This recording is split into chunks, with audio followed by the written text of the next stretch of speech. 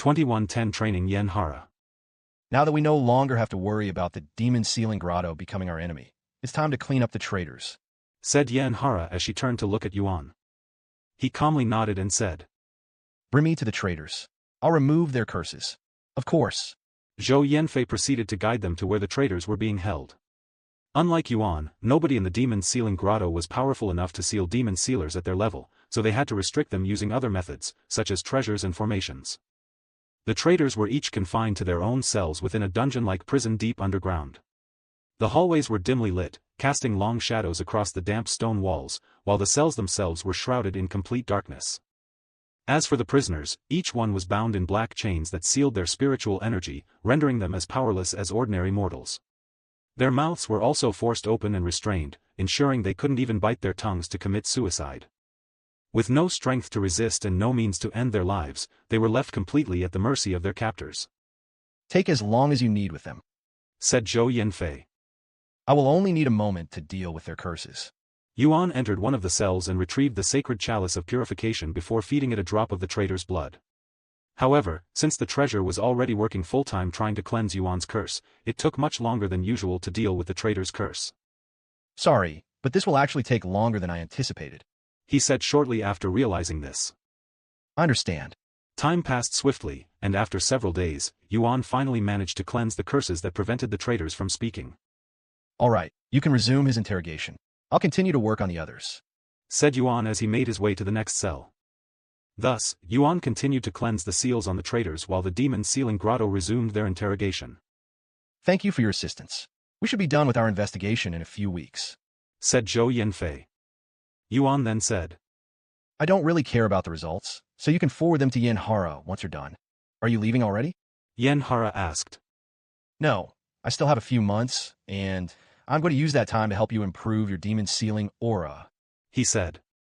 Zhou Yanfei raised an eyebrow after hearing Yuan's words.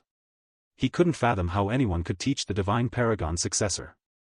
Just who the hell is this guy? For Yen Hara to respect him so much, he must have an impressive background. However, Zhou Yanfei decided not to question it. You can use my private training ground, he said to them a moment later. Thus, Yuan began training Yen Hara's demon sealing aura, as well as the divine paragon's techniques. Tell me, Yuan said as he stood with Yen Hara in the center of the training grounds. What must a demon sealer do to strengthen their demon sealing aura? There are two main methods, Yen Hara replied. First, through constant use. Second, by enhancing one's soul strength. That can be applied to almost everything. There's one way to quickly strengthen your demon sealing aura, and that is through emotions. Emotions? Yuan nodded and added. Your anger, or more precisely, your hatred toward demons. That's how demon sealing aura was born in the first place. He paused briefly, his gaze distant. It's one of the main reasons demon sealers from the demonic era were so much more powerful. They'd all lived through the horrors and watched their loved ones killed or devoured by demons. That kind of pain, it fuels their demon sealing aura. However, since demons have gone into hiding and rarely show themselves these days, the demon sealers of this era lack that hatred and anger. Yen Hara fell into silent contemplation before asking. It's easy to fear demons, or even find them repulsive. But hatred? That's different.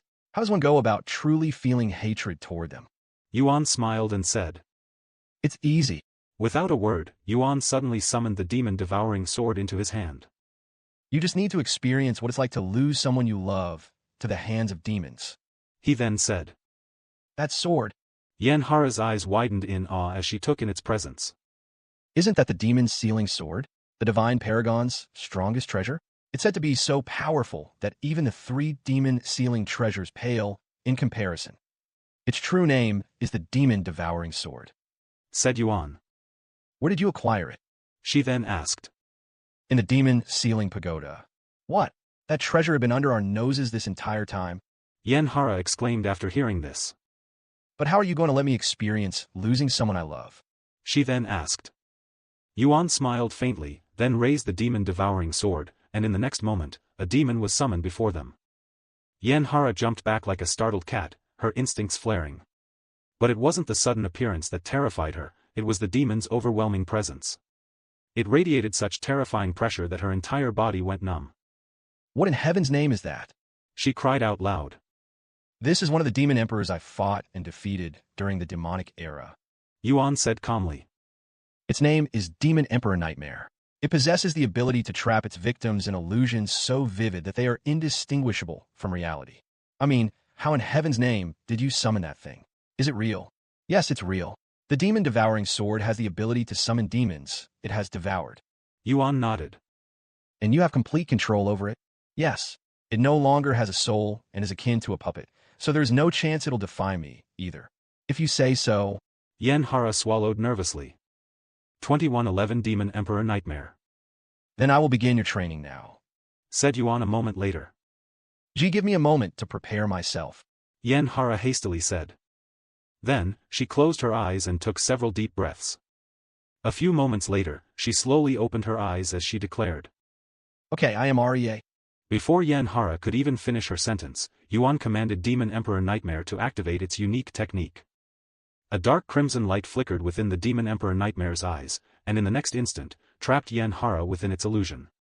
When Yen Hara fully opened her eyes, she found herself in an unfamiliar place. However, the Demon Emperor Nightmare's ability could do more than just create illusions. It could even create false memories and implant them into the victim, further selling its illusion. Within moments after entering the illusion, fabricated memories flowed into her head. Yuan calmly took a seat on the ground and waited for Yen Hara to finish her training, which could easily take weeks if not months. Demon Emperor Nightmare, huh? Yuan closed his eyes and reminisced about the war between humans and demons, specifically when he had to fight the Demon Emperor Nightmare. Of all the demon emperors the Divine Paragon had faced, Demon Emperor Nightmare was arguably the most dangerous and annoying, as its unique ability had once forced him to relive the most harrowing moment of his life, the death of his childhood friend. Naturally, Demon Emperor Nightmare was nothing more than a slight annoyance in the Divine Paragon's eyes, akin to that of a buzzing fly, and it didn't take him too much effort to defeat it. While Yuan sat silently, lost in the memories of his past, Yen Hara was plunged into a living nightmare, experiencing misfortune after misfortune as she watched her loved ones fall, one by one, at the hands of demons. Each loss felt painfully real, and with every passing moment, the illusion sank deeper into her heart. At first, Yen Hara was aware she was trapped in an illusion. But each time one nightmare ended, she was immediately thrust into another, each illusion weaving a different set of memories, a different life, all ending in tragedy. Over time, the lines between reality and illusion began to blur, and her sense of self slowly unraveled as she was forced to live, and lose, again and again. Furthermore, time flowed differently within the illusion. For Yen Hara, a single day in Yuan's world felt like an entire lifetime, and each passing moment was years of love, loss, and pain. This method of training bordered on torture. It was harsh, relentless, and unforgiving. Yet despite its brutality, the results were already beginning to show within just a few days. With each passing day, Yen Hara's demon-sealing aura grew noticeably stronger, denser, more refined, and far more intimidating. Alongside it, a fierce killing intent began to radiate from her body. Time flowed swiftly, and in the blink of an eye, 3 months had passed since Yen Hara began her training. By now, Yen Hara was almost unrecognizable. Though her appearance remained the same, her aura and presence were incomparable to before. After another month, Yuan suddenly opened his eyes when blood began flowing from Yen Hara's nose. Seeing this, he muttered. Looks like it's time to enter training. He commanded Demon Emperor Nightmare to halt its abilities the very next moment, ending Yen Hara's seemingly endless nightmare. However, the moment Yen Hara returned to the real world, her eyes instantly locked onto Demon Emperor Nightmare, and they flared with unfathomable hatred and killing intent. Demon! She roared before shooting herself at it. Yuan didn't stop Yen Hara and decided to let her fight Demon Emperor Nightmare. Yen Hara's body exploded with immense demon-sealing aura. It was so powerful that it leaked out of the training grounds and into the city outside, shocking the nearby demon sealers. Heavens! Whose demon-sealing aura is this? I have never experienced such a powerful aura. Even Master Zhou pales in comparison. It must be Senior Yen, only the Divine Paragon successor, could possibly achieve this level of prowess. While Yen Hara had been training, Zhou Yanfei spread the news of her being the Divine Paragon successor throughout the demon-sealing grotto, news that sent shockwaves through the entire faction. Though many members were initially skeptical, they couldn't forget witnessing Yen Hara wielding the Divine Paragon's techniques during the invasion. Coupled with Zhou Yanfei's firm endorsement, it didn't take long for the faction to accept her as the rightful successor to the Divine Paragon's legacy. The demon-sealing aura is getting stronger. The demon sealers started gathering around the source, but none of them dared to approach since it was coming from within Zhou Yanfei's territory. Eventually, Zhou Yanfei appeared at the training grounds. Though he was well aware that Yuan and Yanhara were using the space for their training, curiosity eventually got the better of him, and he decided to step inside for a closer look. Heavens! What the hell is a demon doing here? And that heavy presence? It's a demon emperor. Zhou Yanfei was greatly shocked to see a demon emperor appearing in the middle of his training grounds, and he wondered if it had snuck inside to try to assassinate Yanhara. After a brief moment of contemplation, Zhou Yanfei showed himself and joined the battle with Yanhara to deal with Demon Emperor Nightmare. Yuan had already noticed Zhou Yanfei's presence long before he arrived, but he decided not to stop him, even using it as an opportunity to test his loyalty. Seeing Zhou Yanfei assisting Yanhara without hesitation made him give a nod of approval. After nearly an entire week of fighting, Yanhara and Zhou Yanfei managed to subdue Demon Emperor Nightmare, sealing it. How, and when the hell did a demon emperor sneak inside? We have people guarding the city's entrance around the clock, ever since the demon worshippers' invasion. Zhou Yanfei exclaimed afterward, wondering if someone had purposefully let it inside. However, Yuan quickly said, Relax. This demon emperor isn't real. It's a puppet I created to help Yanhara with her training. What? Zhou Yanfei stared at him with wide eyes, seeming unable to believe his ears. 2112 Leaving the demon sealing grotto. Zhou Yanfei muttered, his face filled with disbelief. The demon was indistinguishable from the real thing. How did you manage to create such a thing? That's a family secret. Yuan responded with a mysterious smile on his face. Then, he turned to look at Yanhara, who was standing before him with a dazed look on her face. Are you okay? He asked her. Yanhara lowered her head to stare at her trembling hands and slowly responded. Give me a few minutes. I need to organize my mind for a bit. Yuan silently nodded and returned to Zhou Yanfei. So, anything new during these last few months? He questioned. Your trick worked like a charm. We've managed to extract the traitors' memories without any issues after you remove their curses, and we learned from them their background and goal on that day, as well as some information on the thief. Unfortunately, there was very little information about the thief. I see. What did you learn? These traitors were all orphans trained at a young age to be spies in the Demon Sealing Grotto and Demon Sealing clan. They hail from a hidden family, surnamed Immo, somewhere within the disappearing mountain valleys, and that's all we know about them. We also know about their methods of training, as well as their purpose. Once they complete their training, they are sent to the Demon Sealing clan and the Demon Sealing Grotto, where they establish themselves as demon sealers and spy on us.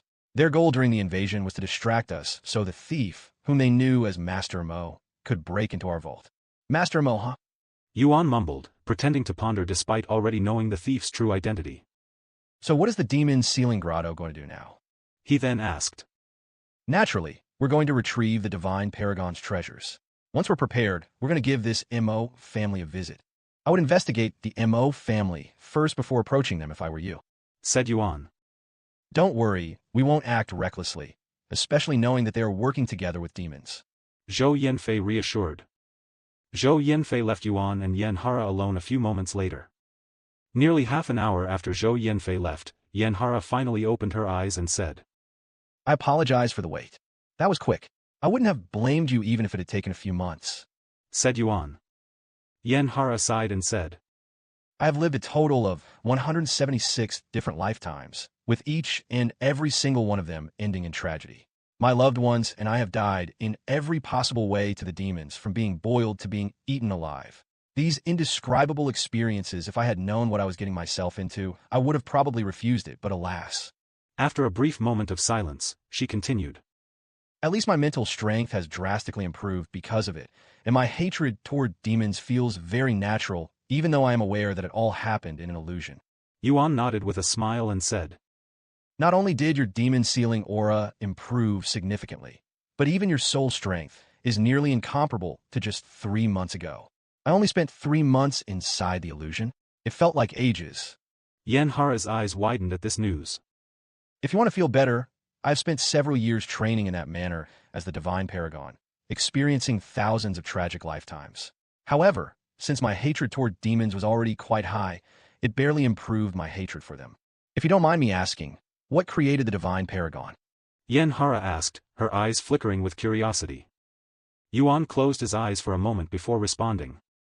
I had a childhood friend. Her name was A.I. Rome, and she was eaten by demons right before my eyes. At that time, I was a powerless, spineless bastard who could do nothing but watch his loved one be eaten. After that incident, I began to desperately search for a method to deal with demons. Back then, the only way to deal with demons was to completely overwhelm them or destroy their crystal. Their regenerative abilities were one of the main reasons for their dominance, so I began researching in that direction. Yuan paused for a moment before continuing. Honestly, I don't remember how I came up with demon sealing aura. It just appeared in my mind during a period of enlightenment. That's just how enlightenment works. Yen Hara said. It's how many inventions and cultivation techniques come into existence. It's called God's knowledge for a reason. Many cultivators believe that the state of enlightenment is akin to receiving divine insight, knowledge bestowed directly by the God of knowledge, which explains most of the miracles that come with it. God's knowledge, huh? Yuan muttered. A moment later, he continued. Anyway, what are you going to do now? I will leave soon. Well, now that I am aware of the culprit behind the stolen treasures, and I have declared myself as the Divine Paragon's successor, I can only return to the Demon Sealing clan and try to take Qianchu's position while he's gone. It won't be easy, but with the Demon Sealing Grotto now on my side, it's definitely doable. Yuan nodded and said. If anything happens, you have that thing? Yen Hara smiled and said. Of course. Nobody would dare to defy me if I reveal that thing, perhaps except traitors who aren't true demon sealers. Then good luck. I'll come visit you once I am finished with my business. Qianchu plans on doing something in 20 years, so we'll likely meet before then. You stay safe as well. Shortly later, Yuan left the Demon Sealing Grotto to head to the Rising Phoenix clan, while Yen Hara remained a little longer to speak with Zhou Yanfei and the rest of the Demon Sealing Grotto to ensure she had their full support in the future. 2113 Returning to the Rising Phoenix clan. After a month of traveling non-stop, Yuan arrived at his destination, the Rising Phoenix clan. Even before he reached their residence, Yuan sensed a change in the atmosphere compared to his last visit.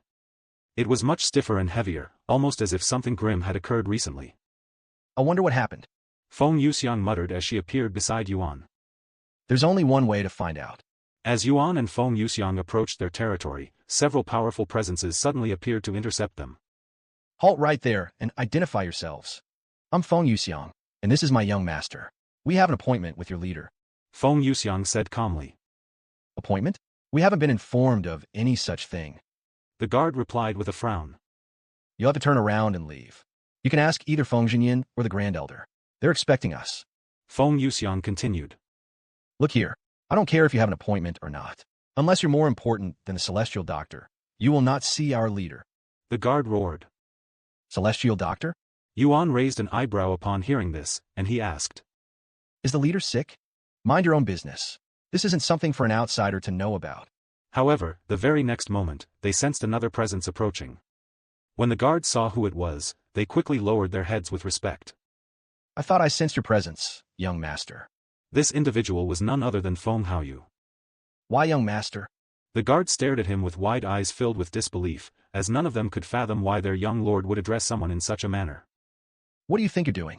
There are esteemed guests. Feng Haoyu then said. That's. But due to the situation, I won't blame you guys. Leave. I'll handle things from here. Yes, young lord. Once the guards left, Feng Haoyu faced Yuan and said. I apologize for that. No worries. What's the situation right now? I heard you're waiting for the Celestial Doctor. Please follow me. This isn't a subject we should be speaking about out in the open. Yuan nodded and followed Feng Haoyu to a private room. Once they were seated, Feng Haoyu spoke. The situation is quite dire right now, so everyone is on edge. Our leader, my mother, returned 2 weeks ago, but she returned greatly injured. What happened to her? We're still unsure of the situation. She collapsed shortly after returning and hasn't regained consciousness since, hence why we contacted the Celestial Doctor, who is known as the most experienced doctor in the 9 heavens. Yuan glanced at Feng Yuxiang and asked. What's the difference between the Celestial Doctor and the Divine Doctor you introduced before? Well, Feng Yuxiang explained. The Divine Doctor mainly treats mortals, while the Celestial Doctor specializes in treating immortals. He's essentially in a completely different league compared to Li Shizhen. When will the Celestial Doctor arrive? Yuan then asked. He should arrive next week. Do you think I can have a look while we wait? Are you also a doctor? Feng Haoyu looked at him with wide eyes. Well, I wouldn't call myself a doctor, but I do specialize in curing poison and curses. In that case, please take a look at my mother. Yuan nodded. All right, bring me to her. Sometime later, Feng Haoyu brought Yuan and Feng Yuxiang to his mother's private residence, where the Grand Elder and several unfamiliar individuals were gathered. Who are they? The people in the room questioned the moment they saw Yuan. Senior Primordial Phoenix. The Grand Elder greeted him instead.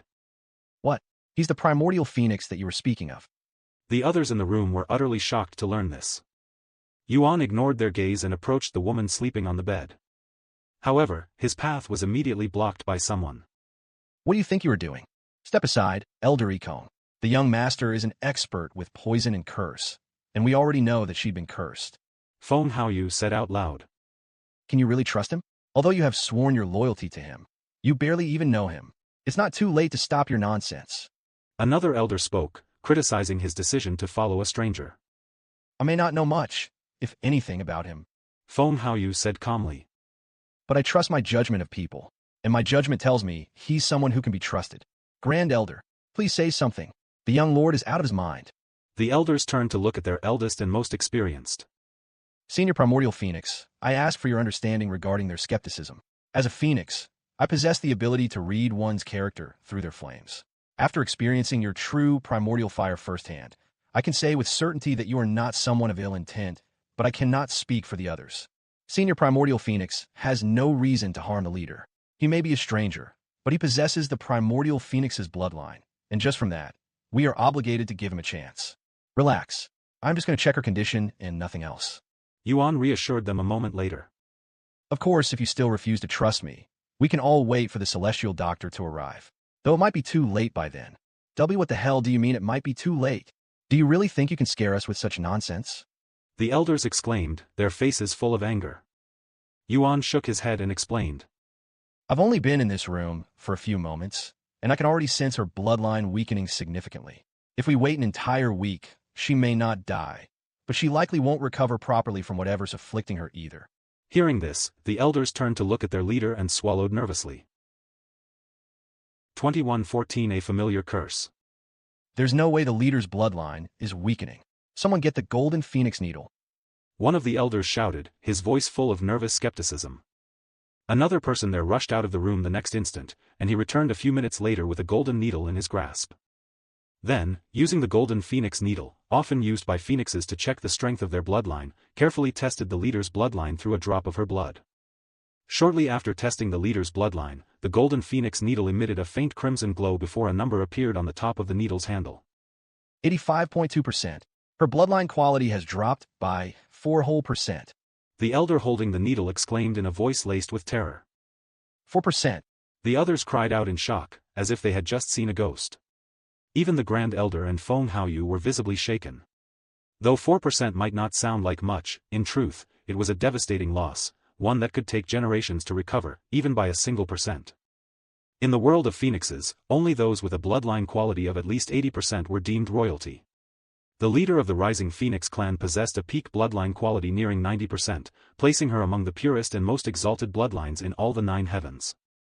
However, with her bloodline diminished by 4%, her status and standing within the Phoenix clan would plummet. Should it continue to fall any further, the Rising Phoenix clan itself could face the unthinkable, having its title as one of the Royal Phoenix clans revoked. Her bloodline dropped by 4%, and it's only been 3 weeks since her return. If we wait another week, it could drop by another percent. What should we do? We cannot wait for the celestial doctor's arrival. The entire room suddenly fell silent, and everyone in the room slowly turned their heads to look at Yuan. After a moment of stillness, they all approached Yuan and fell to their knees. Senior Primordial Phoenix, we were wrong for doubting you. Please heal our leader. Please, Senior Primordial Phoenix. They abandoned their pride and lowered their heads to beg Yuan. Feng Haoyu then spoke in a grim voice. 4%. This would take at least 4 million years to recover. Young master, is there anything you can do to help my mother? Yuan spoke firmly. Calm yourselves. I already said I would examine her condition, but I cannot guarantee I'll be able to help. As for her weakened bloodline, we can discuss that later.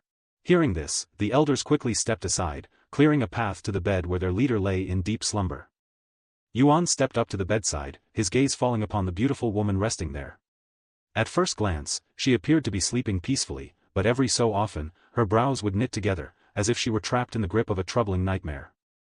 Without a word, he placed a hand on her head and closed his eyes. The room fell into a tense, uneasy silence. Everyone stood motionless, yet their bodies betrayed them with subtle tremors running through them as they waited in anxious anticipation for Yuan's response. A few moments later, Yuan lifted his hand from the leader's forehead and turned to face the others before speaking. She's definitely been cursed, and I'm quite familiar with this curse. His gaze drifted to Feng Yuxiang and continued. Feng, you were also afflicted with this curse before. Why you don't mean? Feng Yuxiang's eyes widened at his words. Yuan nodded. It's the same curse that restricted your bloodline. What is going on? Unable to contain their curiosity, one of the elders asked. Feng Yuxiang then explained in a grim voice. Shortly after I left the Rising Phoenix clan to do my own thing, I encountered this bastard who placed a curse on me, which restricted my bloodline and powers, essentially turning me into a human. If it weren't for the young master's help, I would have probably lost all of my powers by now. What? Such a vicious curse exists. Who the hell is this bastard? And why did he target our leader? The Grand Elder roared in anger. Feng Yuxiang shook her head and sighed. I don't know. We can deal with this bastard later. Right now. Feng Haoyu looked at Yuan and asked. Since you've already dealt with it once, you can remove the curse again, right? Yuan nodded. Naturally. Please, save my mother. I beg of you. Feng Haoyu fell to his knees and begged. The elder stared with bewilderment, as this marked Feng Haoyu's first time begging someone on his knees. Get up. I have no reason not to help her. Yuan said. Thank you. Truly. The next moment, Yuan retrieved the sacred chalice of purification and began removing the leader's curse. This will take some time. Yuan warned them. Yet, not a single soul in the room left. A week passed quickly, but to the Rising Phoenix clan, that week felt like an eternity. And although they wanted to urge Yuan to cure the leader faster, none of them dared to utter a word. Suddenly, someone knocked on the door and spoke. Elders, the Celestial Doctor has arrived. I'll go greet the Celestial Doctor. The Grand Elder responded before anyone else could even say a word and left the room quickly after. Upon arriving at the guest room, the Grand Elder greeted a short old woman in green robes. I'm the Grand Elder of the Rising Phoenix clan. Thank you for coming here on such short notice, Celestial Doctor. The Celestial Doctor, who was no taller than 4 feet, calmly spoke. Well, your leader is a good friend of mine. How is her condition right now? She's still unconscious, but we have someone helping her right now. The Celestial Doctor frowned at this information and spoke. You allowed someone to touch her before I could even arrive? 2115 Celestial Doctor. Are you out of your mind? How could you let someone touch her before I arrive? The Celestial Doctor thundered at the Grand Elder. What if they made a mistake? It could have cost her life. Please let me explain, Celestial Doctor. The Grand Elder said quickly. This man is no ordinary healer. He's an expert in curses and poison. And our leader has been cursed, which caused her bloodline purity to drop. In just 3 weeks, it's fallen by 4%. If we had waited for you, her bloodline might have weakened far more than necessary. 4%. The Celestial Doctor's eyes widened at this information. The Grand Elder nodded with a solemn face. As a beast yourself, you should understand why we're panicking and why we acted so hastily. He sighed. Who the hell are you calling a beast? I'm a celestial spirit. We're nothing alike. The Celestial Doctor shot back. Celestial spirits were entities born naturally from celestial chi, often formed when vast concentrations of it gathered and condensed over time. They're akin to treasures but have their own consciousness and soul. However, because of the immense amount of celestial chi required to give them form, celestial spirits were exceedingly rare, so rare, in fact, that perhaps only one would be born in an entire era. As for their appearance, since their bodies were composed entirely of celestial chi, they could assume any form they desired. The Celestial Doctor's short, elderly visage was simply a matter of personal choice, adopted for reasons known only to her. Anyway, enough yapping. Let me see your leader and this expert you speak of. The Grand Elder nodded and led her to the leader's room, where the leader was still being treated. That's the expert. The Celestial Doctor raised an eyebrow after seeing the situation inside. Since Yuan only needed the sacred chalice of purification to cleanse the leader's curse, he didn't need to do anything after feeding it her blood, so he was just sitting beside her like a spectator. Move aside. The Celestial Doctor said to the elders in the room as she approached the bed. The elders didn't say anything and quickly moved aside for her. Once the Celestial Doctor stood beside Yuan, where she could see his face, her eyes widened with shock and disbelief. Why you? Tianixia, what the hell are you doing here? I thought you were dead. She exclaimed, sounding as if she just witnessed a ghost. Yuan turned to look at the short old lady with a puzzled face and asked. Tianixia? Who's that? Of course, Yuan recognized the name Tian Ningxia, as he was the founder of the Celestial Overlords. However, he had no recollection of the Celestial Doctor himself, so he simply feigned ignorance. Who the hell do you think you were trying to fool? The Celestial Doctor frowned, looking offended. In case you have forgotten, I am a celestial spirit, and I have the ability to look directly at your soul, she said. Yuan immediately fell silent. Though the Celestial Doctor claimed she could see his soul, Yuan wasn't quick to take such a statement at face value. Why don't we talk somewhere else? Yuan then said. Sure. As Yuan stood up and approached the exit, one of the elders asked. What about the curse? He was worried that the treatment might be delayed because of this. However, Yuan pointed at the chalice on the ground and said. That doesn't require any management. It won't stop working just because I'm out of the room, either, so you can relax. If you say so. Sometime later, Yuan and the Celestial Doctor left the room. Feng Yuxiang decided to stay behind so she wouldn't disturb their conversation. A few moments later, standing in an empty courtyard not far away, the Celestial Doctor faced Yuan and asked. What the hell is going on, Tian Ningxia? I wasn't joking when I said that I am not Tian Ningxia. He calmly responded. Still trying to fool me? What are you trying to achieve with this? She narrowed her eyes at him. Before I explain myself, what is your relationship with Tian Ningxia? My relationship? Fine, I'll entertain your nonsense for a bit. The Celestial Doctor gave a quick sneer before retrieving an azure-colored medallion from her spatial ring that read Celestial Overlords. Tian Ningxia and I go way back. The Celestial Doctor began. I knew him long before I even became a full-fledged celestial spirit. In my immature state, I was no different from a living treasure, something that could grant immense benefits to a cultivator. Because of that, I was constantly hunted by humans and beasts alike. I met Tian Ningxia when he saved me from being captured, and he continued to protect me until I became an adult celestial spirit. If it weren't for him, I wouldn't be here right now. Anyway, to repay him, I decided to follow him and help him build the Celestial Overlords. I am essentially its co-founder. Yuan's eyes widened upon hearing this, but before he could even respond, the Celestial Doctor's figure suddenly shifted, transforming herself into a tall and slender beauty. Do you remember me now? She asked. Ugh. Yuan was speechless for a brief moment. Then, he explained his situation. To tell you the truth, Tian Ningxia died long ago. What?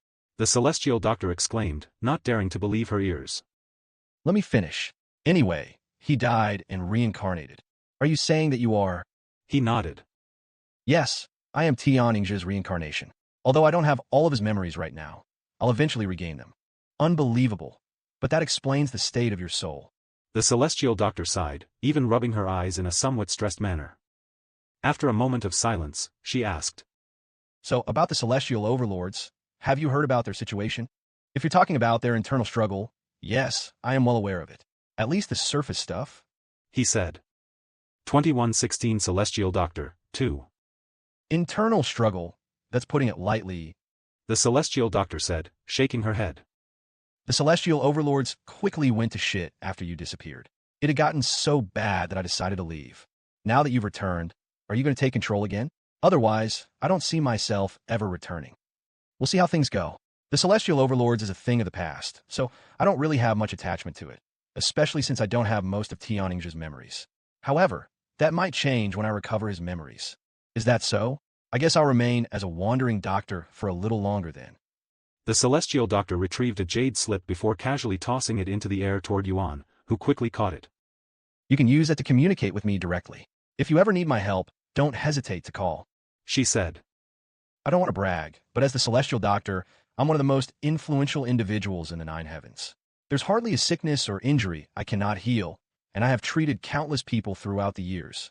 In that case, I'll contact you if I ever get hurt. Yuan chuckled.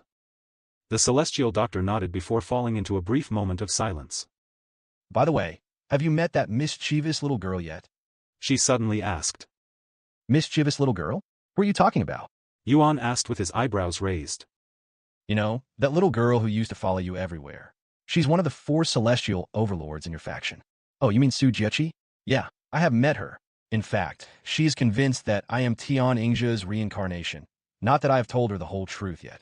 Why not? Do you not trust her? You told me about your identity quite easily, even though you don't even remember me.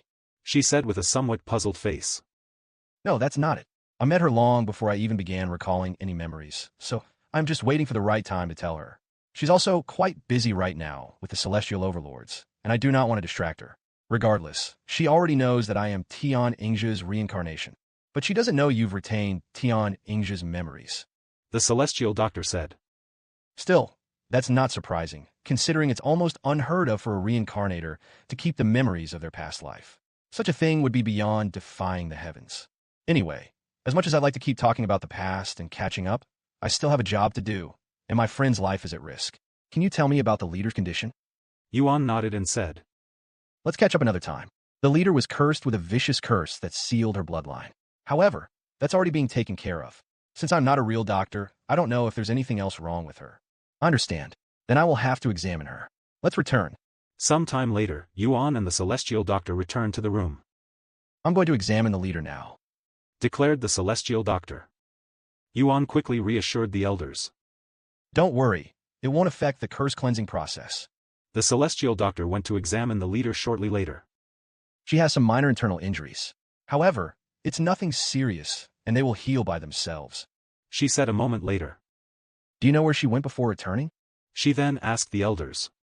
Well, she had some business with another Royal Phoenix clan, but I can't imagine they'd do something like this to her. We've always been on good terms. She was probably attacked on her way back or something. We won't know for sure until she wakes up, explained one of the elders. The celestial doctor then said. In any case, since I have examined her and determined there's nothing I can do for her, I'll be taking my leave now. What about her weakened bloodline? Is there a fix for that? One of the elders suddenly asked. The celestial doctor responded without hesitation. Of course, but it's going to be very costly.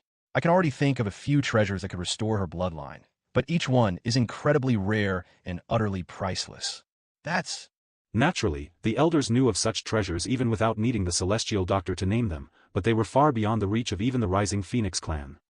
Even if they somehow managed to acquire these treasures, they wouldn't dare to use them so carelessly. Aside from using such treasures, the only option is for her to slowly restore her bloodline over time, the celestial doctor said. That will take millions of years. It's unfortunate, but there is no shortcut. Yuan then spoke up. I may have a way to improve her bloodline. Really? The elders looked at him with skepticism written all over their faces, but none dared to voice their doubts. Feng Haoyu stepped forward and said. Have you all forgotten that he carries the primordial phoenix's bloodline? That's right. Primordial phoenixes can enhance the bloodline of other phoenixes. The elders exclaimed, trembling with excitement as they remembered Yuan's identity. But before they could celebrate, Yuan's calm voice cut in. Removing your leader's curse and restoring her bloodline are two entirely different matters. I won't ask for anything to lift the curse, but if you want me to restore her bloodline, you'll have to do something for me in return. What do you want us to do? One of the elders asked. We can talk about that once your leader wakes up, he said. Okay, then I'll take my leave for real now. Until next time. The celestial doctor said to Yuan before leaving the rising Phoenix clan. 3 days after the celestial doctor's departure, the sacred chalice of purification completed its work, fully cleansing the leader's curse. Just a few hours later, she finally awoke from her long slumber. 2117 Fate Maniac. Leader, you're awake. Thank the heavens. The elders immediately rushed to her side after noticing her open eyes. The leader, a beautiful woman with flowing red hair and sharp facial features, slowly sat up on the bed and turned to look at the group with a puzzled face. Where am I? You're back at the rising Phoenix clan, mother. Feng Haoyu said, pushing the elders aside so he could see her. I see. I made it back. She muttered in a low voice. What happened out there, mother? Why did you come back injured? Who attacked you? The leader gritted her teeth and clenched her fists in frustration as she responded. It was that damn freak, the Fate Maniac. Fate Maniac. Yuan raised an eyebrow upon hearing this weird nickname. The leader continued. That bastard attacked me out of the blue, claiming he was merely following Fate's command. I don't know what he did to me, but he left after placing some curse on me, and I was barely able to make it back. The room fell silent after everyone learned the identity of the attacker. The Fate Maniac. What a troublesome individual. The Grand Elder muttered in a stressed tone. Who is this Fate Maniac? Yuan asked. The Grand Elder explained. We don't know the Fate Maniac's true identity, only that he's a madman obsessed with fate, constantly proclaiming himself a servant of it. He's incredibly elusive. You can't seek him out, only be sought out by him. And on top of that, his strength is unfathomable. Servant of fate. Yuan raised an eyebrow at the familiar description, his thoughts drifting back to his time in the lower heavens, when he had encountered an unusual man named Jia Chong in the Demon's Valley. Wait a second. Who are you? The leader suddenly questioned Yuan's identity as she finally noticed his presence. This is my young master. Feng Yuxiang stepped forward and interrupted Feng Haoyu. The leader's eyes widened at her familiar face. You are Feng Yuxiang? Why are you here? I thought you'd left. Have you decided to return to us? Feng Yuxiang shook her head. No, I'm still not affiliated with the Rising Phoenix clan. I returned because my young master has business with you. Sorry for the late introduction. I am Yuan, a primordial phoenix. What? That's impossible. The leader exclaimed, abruptly rising from her bed. Yuan didn't waste time arguing. Instead, he simply summoned his true primordial fire, letting its invisible presence speak for his identity. Invisible flames. True primordial fire. The leader fell to her knees in shock. It was also the young master who removed the curse from you, where you would still be better than right now, and your bloodline would have continued to decline, said Feng Haoyu. The leader's entire body froze at his words. Then, she turned to look at him with stiff movements. What did you just say? She asked in a trembling voice. The young master removed the curse. No, not that. What about my bloodline?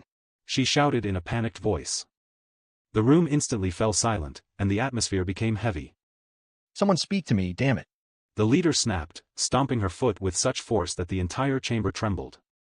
The Grand Elder stepped forward, his voice solemn as he said. The curse placed upon you has weakened the purity of your bloodline. In just 3 weeks, it has fallen to 85.2%.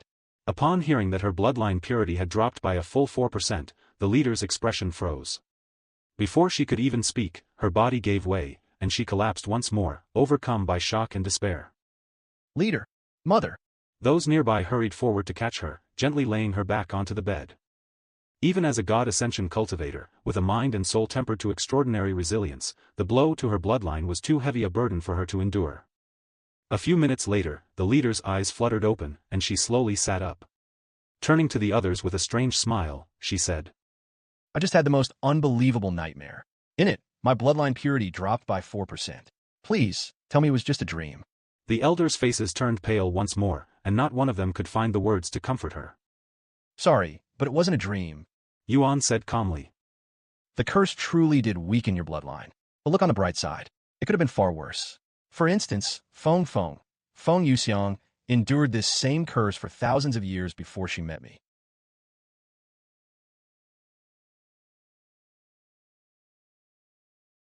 That's right. You're a primordial phoenix. You can help my bloodline recover, perhaps even strengthen it. The leader's eyes began glowing with hope again. It's possible, yes. However, it's not going to be free. What do you want? Money? Treasures? Just name your price. The leader said. I have no shortage of treasures. That said, there is something that I want from the Rising Phoenix clan. After a moment of silence, the leader spoke. Clear the room for us. I would like to speak with him in private. The elders in the room immediately left without uttering a sound. Once only Yuan, Feng Yuxiang, and the leader remained in the room, Yuan spoke plainly. I'll get straight to the point. I want the ancient seal in your possession. The leader's eyes narrowed with skepticism. I won't even ask how you learned the ancient seal is in our possession, but why are you after it? What would a primordial phoenix want with it? If you're even a real primordial phoenix. Yuan shook his head. Sorry, but I cannot tell you that. You do realize the ancient seals were entrusted to us by the Celestial Emperor, right? Handing it over would be akin to betraying him outright. And with the 10 Royal Phoenix clans having recently allied themselves with him, our clan would have to answer not only to the Celestial Emperor, but to every other Royal Phoenix clan as well. You're basically asking us to die with that request. She said. 2118 The Celestial Emperor's offer. The 10 Royal Phoenix clans have allied themselves with the Celestial Emperor. Feng Yuxiang asked, her voice tinged with disbelief. That's hard to believe. Why would they, who have always prided themselves on their independence, choose to work with the Celestial Emperor, of all people? The leader looked at Yuan and calmly responded. Because the Celestial Emperor has a phoenix on his side. A primordial phoenix, that is... What? Feng Yuxiang muttered with wide eyes. The Celestial Emperor has a primordial phoenix? She repeated just in case she misheard. The leader nodded, her expression serious. Yes, he promised to elevate all of our bloodlines by at least 3%, regardless of our current bloodline purity, if we agree to work with him for 10 million years. Though 10 million years might sound like an eternity, even the royal Phoenix clans considered it an incredible bargain. For those whose bloodline purity was already exceptionally high, gaining even a single % could take millions of years, making the Celestial Emperor's offer nearly irresistible. The rising Phoenix clan's bloodline purity ranged between 80 and 85%, with their leader being the highest at 89% before it was weakened, and they were ranked 6th amongst the 10 royal Phoenix clans. The royal Phoenix clans above them ranged between 85 and 88, with the top 3 ranging between 90 and 92%. The Phoenix with the current highest purity has a 94% bloodline purity, with no Phoenix in history besides the primordial Phoenix achieving a bloodline purity of over 95%, hence why the Celestial Emperor's offer was extremely enticing and almost impossible to reject. This is also why I doubt your identity as a primordial Phoenix. I appreciate that you helped cure my curse, but I cannot give you the ancient seal, as that would spell the end of my life and of this clan. A primordial Phoenix had not appeared in the world for millions of years, so for two to emerge within the same era was something almost impossible to believe. Naturally, Yuan did not blame her for not believing him. How can you be so sure the other primordial Phoenix is genuine? Feng Yuxiang asked. Because we tested their bloodline purity, it was 96.5%. The leader replied. Only a primordial Phoenix can naturally surpass 95%. And that Phoenix also displayed the true primordial fire. In the end, Yuan decided to deactivate his Phoenix transformation and said, You're right. I'm not a Phoenix, much less a primordial Phoenix. Why you? The leader's eyes widened with shock and disbelief. You're a human? How in heaven's name is that even possible? I'll tell you if you do me a favor. What is it? And don't even bother opening your mouth if you're going to ask for the ancient seal. I would like you to help me set up a meeting with the royal Phoenix clans. He said. Are you serious? I may be the leader of the rising Phoenix clan, but my authority is limited. I can't summon the others whenever I feel like it. There must be a real reason. Unless you're a primordial Phoenix, you can forget about it. Yuan smiled and said. While it is true that I only pretended to be a primordial Phoenix, it is also true that there is a primordial Phoenix present right now. You can't mean. The leader slowly shifted her head to look at Feng Yuxiang. Noticing her gaze, Feng Yuxiang placed her hands on her hips and lifted her chin slightly. That's right. I am a primordial Phoenix, she declared, her voice brimming with pride. The leader's expression darkened into a frown, looking offended. Do you really expect me to believe that? Have you forgotten we tested your bloodline when you first joined us? It was only 83.2% back then. How could you be a primordial Phoenix with that level of purity? You may qualify as a royal Phoenix, but that's it. Are you mocking me right now? Feng Yuxiang quickly replied. That was before I awakened my bloodline and before I met the young master. You were also cursed, weren't you? The leader pressed. Wouldn't that have lowered your bloodline too? In fact, I'm starting to doubt you were cursed at all. How did you manage to survive thousands of years with it? Well, I lost 4% in just 3 weeks. Maybe because my bloodline is much harder to weaken? After all, I am a primordial Phoenix, she said. Yuan then stepped in, his tone calm but decisive.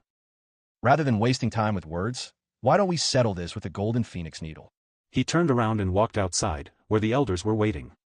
Is the conversation finished? They asked. No, I need to borrow the golden Phoenix needle for a moment, he said. The elder with the needle quickly handed it to him. Thanks. Yuan returned to the room and closed the door behind him. You can do the honor. Yuan handed the golden Phoenix needle to the leader, who wasted no time testing Feng Yuxiang's bloodline. Moments later, the needle emitted a bright golden glow, followed by a number. This can't be. This is impossible. The leader mumbled to herself after reading the numbers. Not daring to believe her eyes, she rubbed them and looked again. Yet, the number remained the same. 97.9%. She exclaimed after confirming the number. However, Feng Yuxiang frowned and said. Only 97.9%? I was expecting 100%. What about true primordial fire? Can you use it? The leader asked after snapping out of her daze. Feng Yuxiang nodded and casually summoned some true primordial fire. There are currently 2 primordial phoenixes existing in this era. Truly unbelievable. The leader muttered. So about the gathering, can you do it? Yuan asked after a brief pause. If that's not enough to draw them in, tell them we have an offer even better than what the Celestial Emperor is promising. The leader could only stare at Yuan in silence, as if struggling to believe there could be an offer surpassing even the Celestial Emperor's. Congratulations.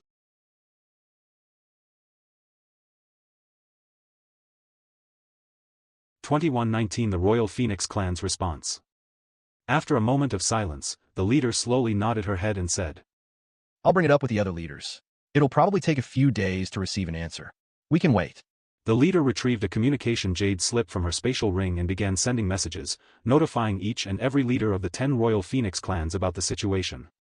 She had expected it would take several days for them to reply, but to her surprise, many of the leaders responded within mere minutes. 6 of the other 9 clans have responded and agreed to attend the meeting. However, 3 have refused. She informed Yuan. Who refused? Yuan asked. The Crimson Rebirth Phoenix Clan, Immortal Ember Phoenix Clan, and the Imperial Vermilion Phoenix Clan. They're ranked 8th, 4th, and 1st in the royal clans. She explained. So, do you still want to have this gathering? He nodded. Yes, I don't need all of the royal clans on my side, just enough to convince you to give me the ancient seal.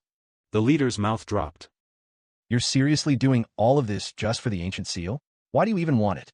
Besides being a key that opens the primordial realm, I don't think it has any other uses. She said. I'll tell you after I acquire the ancient seal. He said with a calm smile. Fine. Then, when do you want the gathering to happen? What about the location? As soon as possible. As for the location, I'll let you decide. I understand. Give me a moment to think. A few minutes later, she said. I can't really think of anything, so let's just hold it where we usually do, at the Undying Fiery Summit. Since this topic is too sudden, it'll take at least a month or 2 for everyone to be prepared. Let's hold the gathering 3 months from now, just to be safe. Sounds good. Yuan agreed. Then I'll let the others know. The leader immediately notified those who agreed to the gathering of the location and time. Soon, they responded with acknowledgement. All right, it's done. Thank you. Now let's talk about the Rising Phoenix Clan. Although this could wait until the gathering, we might as well do it now, since we're already here. What do you want from the Rising Phoenix Clan? She asked, a faint frown of worry creasing her brow. Nothing material. Yuan replied. I want the Rising Phoenix Clan to serve me. Or, if you prefer a better phrasing, I want you to work with me. That's...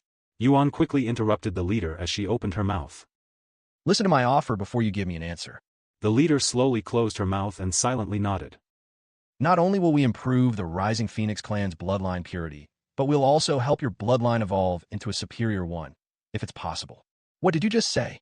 The leader's eyes widened so far that it seemed her eyeballs might pop out. Primordial phoenixes like Feng Yuxiang have the ability to improve other phoenixes' bloodline purity, but I can do that and evolve it. How can a mere human have the ability to... The leader abruptly cut herself off as a thought struck her. The possibility of it being true was almost non-existent. Yet, it was not entirely zero. She wanted to voice the question lingering in her mind, but the courage to ask it never came, so she held her tongue and remained silent. If you really have that ability, then the Rising Phoenix Clan will serve you. She said. However, how are you going to prove your ability? Surely, you're not expecting me to just take your word for it. Of course not. As for the evidence, I'll prove it to you during the gathering. In that case, I'll wait until then to provide you with my answer. Yuan nodded. Fair enough. Anything else you want to talk about? The leader then asked. No, we'll leave for now.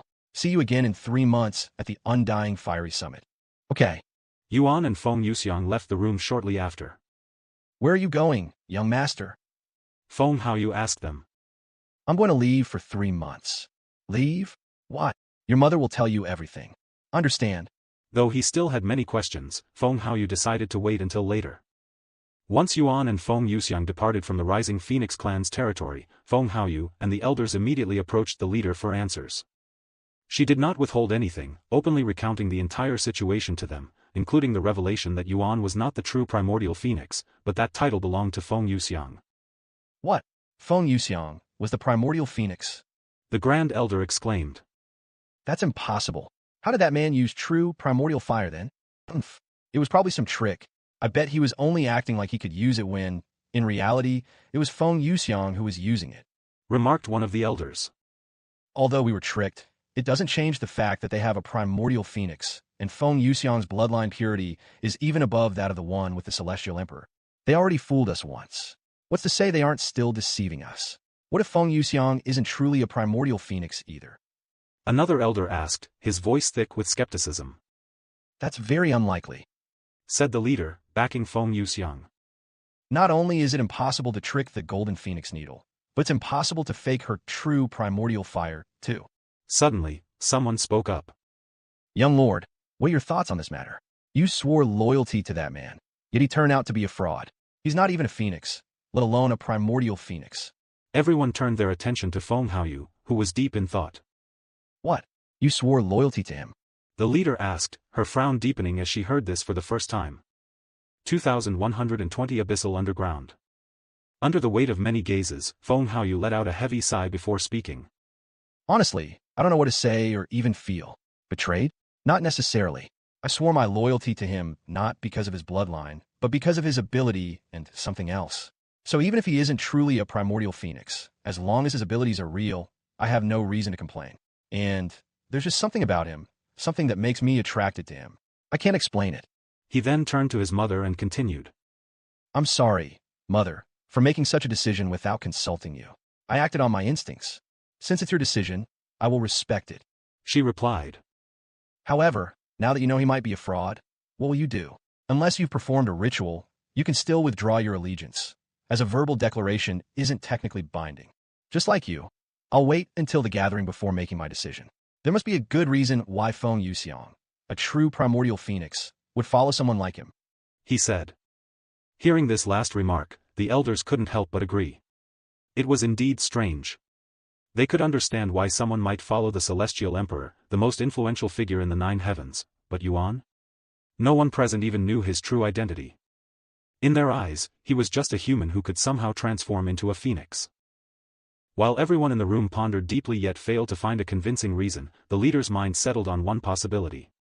However, she kept it to herself, as voicing it aloud might make her sound utterly insane. Meanwhile, after leaving the Rising Phoenix clan for the second time, Feng Yuxiang asked Yuan. What are we going to do for the next 3 months? How far away is the Undying Fiery Summit? He asked. She pondered for a moment before responding. If we take the teleporters, it'll only take 20 days to get there. Are there any good hunting grounds near that place? I want to spend this time hunting magical beasts. Hunting magical beasts. Feng Yuxiang raised an eyebrow at the unusual activity. If you're looking for strong ones for training, I'd recommend. No. Yuan cut in abruptly. I don't care how strong they are. I only care about numbers. I need to kill around 100 million, after all. 100 million. Feng Yuxiang exclaimed after hearing this astronomical number. Why in heaven's name do you need to kill so many magical beasts? She couldn't help but ask. It's for quest. Feng Yuxiang fell silent for a moment to ponder. Then, she spoke. If you want numbers, you should visit the Abyssal underworld. All sorts of insect-type magical beasts dwell there, and they typically come in massive numbers, such as the Abyssal crystal ants. Sounds like just the place I want to go. How far is it? After some calculations in her head, Feng Yuxiang replied. A month, but it's quite close to the Undying Fiery Summit. All right, lead the way. Feng Yuxiang summoned her flying treasure, and the two sped away. After several teleportations and a month of travel, they finally arrived at their destination. The entrance to the Abyssal underworld yawned before them. It was a colossal hole in the earth, vast enough to swallow an entire mountain whole. From the outside, it appeared as nothing more than an abyss of pitch-black darkness, its depths concealing whatever lay within. There are a lot of people here, Yuan said in a somewhat surprised tone. The Abyssal underworld is vast, with countless areas still unexplored. Mapping it can be extremely profitable, and in places untouched by cultivators, treasures are often abundant, making it a hotspot for treasure hunters as well. How strong are the magical beasts inside? Yuan then asked. Many of the cultivators here are bronze and silver immortals. The deeper you go, the stronger the magical beasts. The weakest magical beasts inside are the ones by the entrance, and they have a cultivation of Divine King. How deep do I have to go for the Abyssal crystal ants? I'm not sure since I've never entered this place before. However, the Abyssal crystal ants are only around Divine Ancestor, so they shouldn't be too deep. Yuan nodded. I should probably buy a map before I enter, right? Or hire a guide who knows where to find the Abyssal crystal ants. Yuan used his divine sense to look around the place, where many people were camped around the entrance. Very quickly, he found several people selling maps of the Abyssal underground, as well as a few people with a sign that read, Guide for Hire. Since it would be more convenient to just hire a guide to lead him to his destination, Yuan approached one of the guides. Good day, young master. Are you looking for a guide? Where are you trying to go? The middle-aged man greeted Yuan, who was wearing a mask at the moment. Yuan nodded and said. I'm looking for the Abyssal crystal ants. At his words, the middle-aged man's expression visibly stiffened, a flicker of unease crossing his face. What's wrong? Yuan asked. Well, I don't have what it takes to take you to the Abyssal crystal ants. I'm sorry, He said. but you're a silver immortal. Yuan remarked with raised eyebrows. The Abyssal crystal ants are only divine ancestor, so they shouldn't be too deep. This must be your first time at the Abyssal underworld. Although the Abyssal crystal ants are quite weak, they actually live deep within the tunnels, where insects at the golden immortal level roam. I see. I'll find someone else then. Thanks for your time. Just as Yuan turned around, the middle-aged man said. Just a moment, young master. I may not be able to assist you, but I know someone who can help you. Yuan halted his movements at such words. I can take you to him if you'd like. Sure. Yuan calmly nodded. 2121 Abyssal Underground, 2. Please follow me. The middle-aged man led Yuan to a beautiful woman with emerald-colored hair and brown eyes at the other side of the entrance. Unlike the middle-aged man, who was only a silver immortal, this woman had the cultivation of a true immortal. Senior Zhang, I have brought you a potential customer. This is his first time here. The woman looked at Yuan with a gentle smile and spoke. Hello, esteemed guest. I'm Zheng, also known as the Jade Guide around here. I have over 1,000 years of experience with tens of thousands of satisfied customers. If you're looking for a reliable and experienced guide for the Abyssal Underground, you have found the right person. Yuan nodded and said. I'm Xiaoyang. I'm trying to reach the Abyssal crystal ants. The Abyssal crystal ants are located between underground levels 250 and 300, where most golden immortal realm creatures roam. I can take you there for 500,000 spirit stones. 750,000 spirit stones, if you want me to guide you back. I can even act as your bodyguard, but that will cost an additional 1 million spirit stones. I just need you to bring me there. Yuan said. Understand. Would you like to depart? Immediately, if possible. Otherwise, as soon as possible. We can depart immediately then. Zheng Guoquan said. Stay close to me.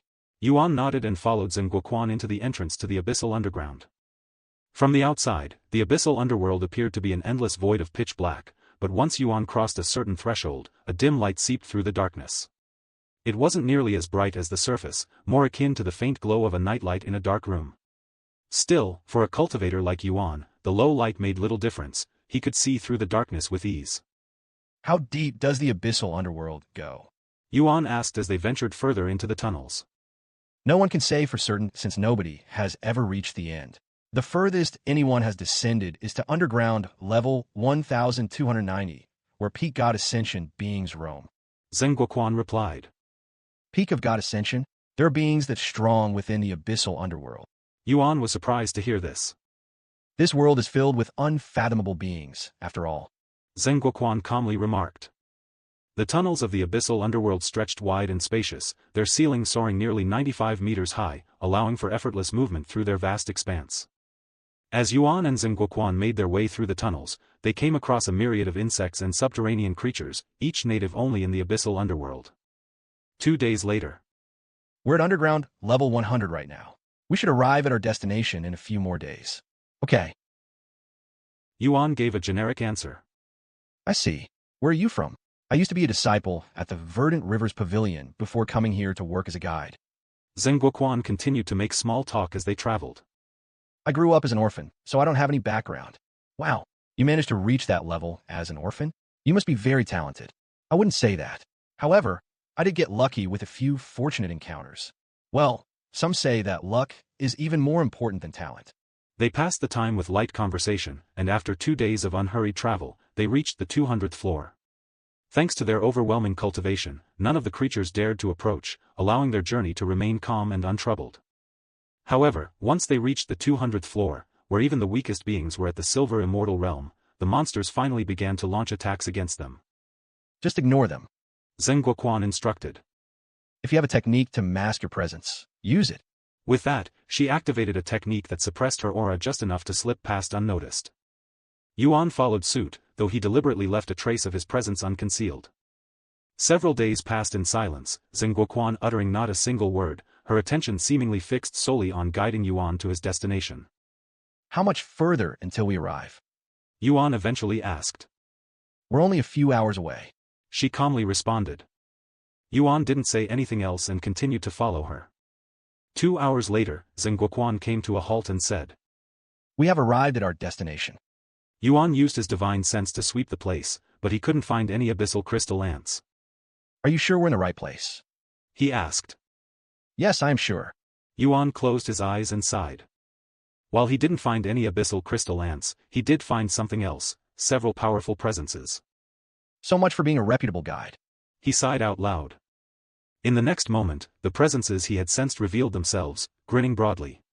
4 figures stepped into view, human cultivators, each at the true immortal realm. I didn't lie to you. Zheng Guoquan said. I really am a reputable guide, and almost everyone knows me. But they only know what I choose to show them. Unfazed, Yuan asked. So, how often do you trap your customers? Not often. Only when they're nobodies who won't be missed. Orphans with no background like you. She replied with a peal of laughter. The 4 cultivators joined in her laughter, their voices reverberating through the tunnel in mocking echoes. These idiots have no idea what they've gotten themselves into. Feng Yuxiang shook her head as she watched everything unfold within Yuan's dantian. Yuan then spoke. So, what are you going to do to me? Kill me and rob my corpse. It won't be considered robbing if the treasure's owner is already dead, remarked one of the cultivators. In that case, hurry up and get it over with. Yuan said, his voice devoid of even the slightest trace of concern. 2122 Abyssal Underground, 3. Since you're so eager to die, allow me to grant your wish. One of the true immortals snarled before suddenly lunging at Yuan. Supreme Spear Arts, Grand Thrust. The cultivator drew his arm back before hurling the spear in his grasp toward Yuan. His aim, however, deliberately avoided any vital organs, as though he wished not to end Yuan's life too quickly, but to let him suffer a slow, agonizing death. Yet the instant the spear touched Yuan's body, it stopped cold against his skin, unable to pierce even a fraction deeper. To the wielder, it was as if he had struck an unyielding wall of steel. What? The man's eyes widened in disbelief, refusing to accept what he was seeing. He subconsciously began channeling more immortal chi into his strike, pushing with all his strength. Yet, the spear remained frozen in place, unable to advance an inch. Yuan calmly looked at the spearman and said, How are you going to kill me if you cannot even harm me? Oh! The spearman let out a furious shout, unleashing the full force of his cultivation. A moment later, he felt the spear inch forward and allowed himself a brief smile, only for it to vanish when he realized the truth. Yuan had merely moved back ever so slightly, creating the illusion that the weapon was piercing his body. Fuck! What the hell are you doing? Stop fooling around. Unable to bear watching any longer, another true immortal roared in frustration and charged forward, swinging a massive mace, twice the size of his own body, straight at Yuan's head. Boom!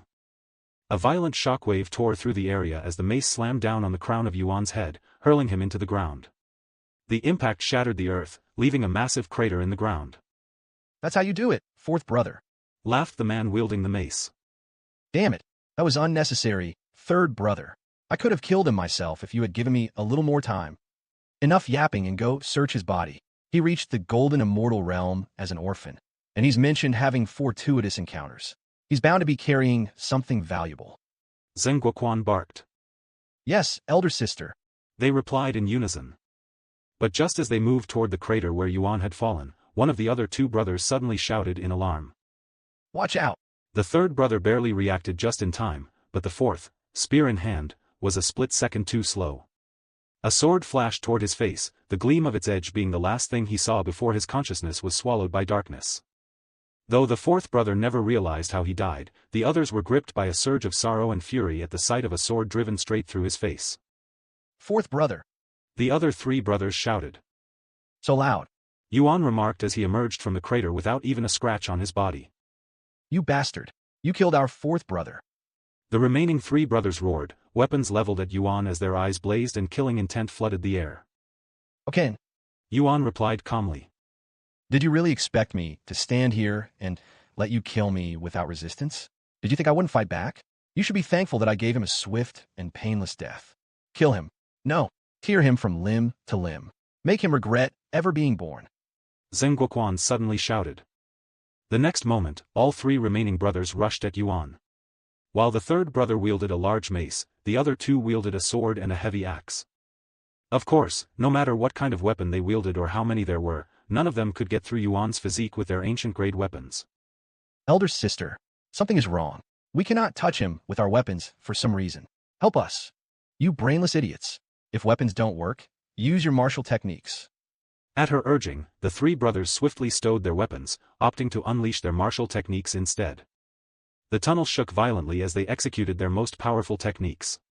Yet, Yuan remained utterly unfazed, even letting out a casual yawn. Impossible. Even our martial techniques can't touch him. The brothers exclaimed in disbelief as Yuan emerged without a single scratch. This time, even Zheng Guoquan stood frozen, utterly dumbfounded. I'll let you have some more fun before I end your lives, but seeing how I'm short on time, I'll end things here. Yuan said a moment later. You? Just as Zheng Guoquan opened her mouth to speak, Yuan released his supreme sword aura. In an instant, the true immortals were smothered beneath its razor-sharp pressure, every breath laced with the threat of being cut to pieces should they dare to move. Who the hell are you? Zheng Guoquan cried out loud, forcing the words out with as little movement as possible, her voice strained and uneven under the crushing aura. I'm just a nobody. He calmly responded. As his words faded, Yuan's supreme sword aura struck the three brothers at once. Yet he deliberately avoided their vital organs, ensuring they would bleed out slowly, writhing in agony as death crept upon them. How can a mere golden immortal possess such power? Zheng Guoquan muttered, her expression dazed. Yuan stepped toward her at an unhurried pace and said, I'm actually glad you revealed your true colors. Otherwise, I wouldn't have had the chance to rid myself of trash like you today. Please spare me. I'll do anything you want. Zheng Guoquan begged, her voice trembling as she tugged down her upper robes, shamelessly revealing her alluring figure in a desperate bid for mercy. Anything? Yuan asked. Anything. She confirmed. Then die for me. Yuan seized the fourth brother's fallen spear with his spiritual energy and, without hesitation, drove it into Zheng Guoquan's stomach, pinning her to the ground. Zheng Guoquan let out a piercing scream, yet she refused to yield. In a flash, she produced a treasure from her spatial ring and pointed it at Yuan, shouting. Even if I die today, I'll make sure to take you with me. 2123 Rod of Destruction. Die, you bastard. Zheng Guoquan roared, flooding the treasure with her spiritual energy the instant she drew it, and the treasure began to glow ominously. Did you really think I'd let you use it? Yuan sneered, using the heaven-sealing technique on her. In a heartbeat, Zheng Guoquan's cultivation was sealed, cutting off the flow of spiritual energy and with it, any hope of activating the treasure. Yuan then plucked the treasure from her grasp and examined it with mild interest. It resembled a wand, yet was forged entirely from some unknown crystal, its core brimming with an immense, destructive energy. The energy within was so immense that, had Zheng Guoquan managed to activate it, the resulting devastation could have reshaped the very landscape of the Abyssal underworld. What a dangerous item you have here. Where'd you get something like this? Yuan asked her, as he'd never seen anything like it before. I'll tell you if you let me live. She quickly replied. Sure. I won't touch you if you tell me. Yuan nodded. Swear on your soul. She demanded. If you do the same. With no choice but to obey, Zheng Guoquan began swearing on her soul with clenched fists. I swear on my soul that I will tell you where I acquired the Rod of Destruction. The treasure in your hands if you let me live. Yuan then swore. I swear on my soul that I won't touch you if you tell me everything you know about this treasure. Once they had both completed their oaths, Zheng Guoquan began divulging everything she knew about the Rod of Destruction. The Rod of Destruction is an artificial treasure forged by the Nameless Society, a cabal of madmen united by a single goal, to create a weapon capable of unleashing the greatest destruction imaginable. I acquired it through a friend who had close connections with them. That's all I know. The Nameless Society, huh? Yuan mumbled. Who's your friend? You already met him. He's the one who led you to me. I see. I've told you everything I know, so I'll be taking my leave now. Without waiting for Yuan's reply, Zheng Guoquan wrenched the spear from her body, causing her blood to flow like a waterfall. Wait. Just as she began flying away, Yuan stopped her. Are you going to break your oath? The heavens will destroy your soul if you do. She shouted with a deep frown on her face. No, I won't do anything to you. But I will. An unfamiliar voice suddenly resounded, startling Zheng Guoquan. In the next instant, Feng Yuxiang emerged from Yuan's dantian. Without a word of warning, she leveled a finger at Zheng Guoquan, summoning her true primordial fire. Invisible flames erupted around Zheng Guoquan, consuming her body in an instant. Ah, you tricked me, you wicked bastard. Zheng Guoquan screamed, collapsing to the ground as agony tore through her body. Yuan remained silent, his gaze fixed on her as she was slowly reduced to ash in Feng Yuxiang's flames. I curse you, curse you, curse you, I curse you. Zheng Guoquan screamed relentlessly, but her cries soon faltered. Mere moments later, her voice fell silent altogether. With the offenders dealt with, Yuan calmly gathered their spatial rings, transferring all their treasures into his own. Among the items he discovered within their spatial rings was a map of the Abyssal underworld, containing detailed information up to the 500th level. Then, using this map, Yuan made his way to the actual location of the Abyssal crystal ants. A day later, Yuan arrived at his destination. So this is the Abyssal crystal ants colony. A faintly excited smile curved Yuan's lips as hundreds of Abyssal crystal ants came into view, scurrying through the depths and tirelessly carving new tunnels into the Abyssal underworld. Though they were ants in form, each was the size of a minivan, radiating the aura of the divine ancestor realm, while a few among them had reached immortal ascension. Without hesitation, Yuan revealed his presence and began slaughtering the Abyssal crystal ants. Though famed for their durable exoskeletons that were harder than refined metal used to craft divine-grade treasures, they were utterly helpless before him, their bodies shattering beneath a single blow of his fist. After killing several ants with nothing but his fists, Yuan unleashed his supreme sword aura, cutting down many in a single sweep, as it would simply take too long to kill them one by one. In the blink of an eye, hundreds of ants lay dead. Yet Yuan felt no satisfaction. Because at this rate, completing his quest of 100 million kills would still take an eternity. Unfortunately, less than 2 months remained before he was due to depart for the undying fiery summit. As he continued cutting down hundreds of ants every few minutes, Yuan pondered a faster method to hasten the slaughter.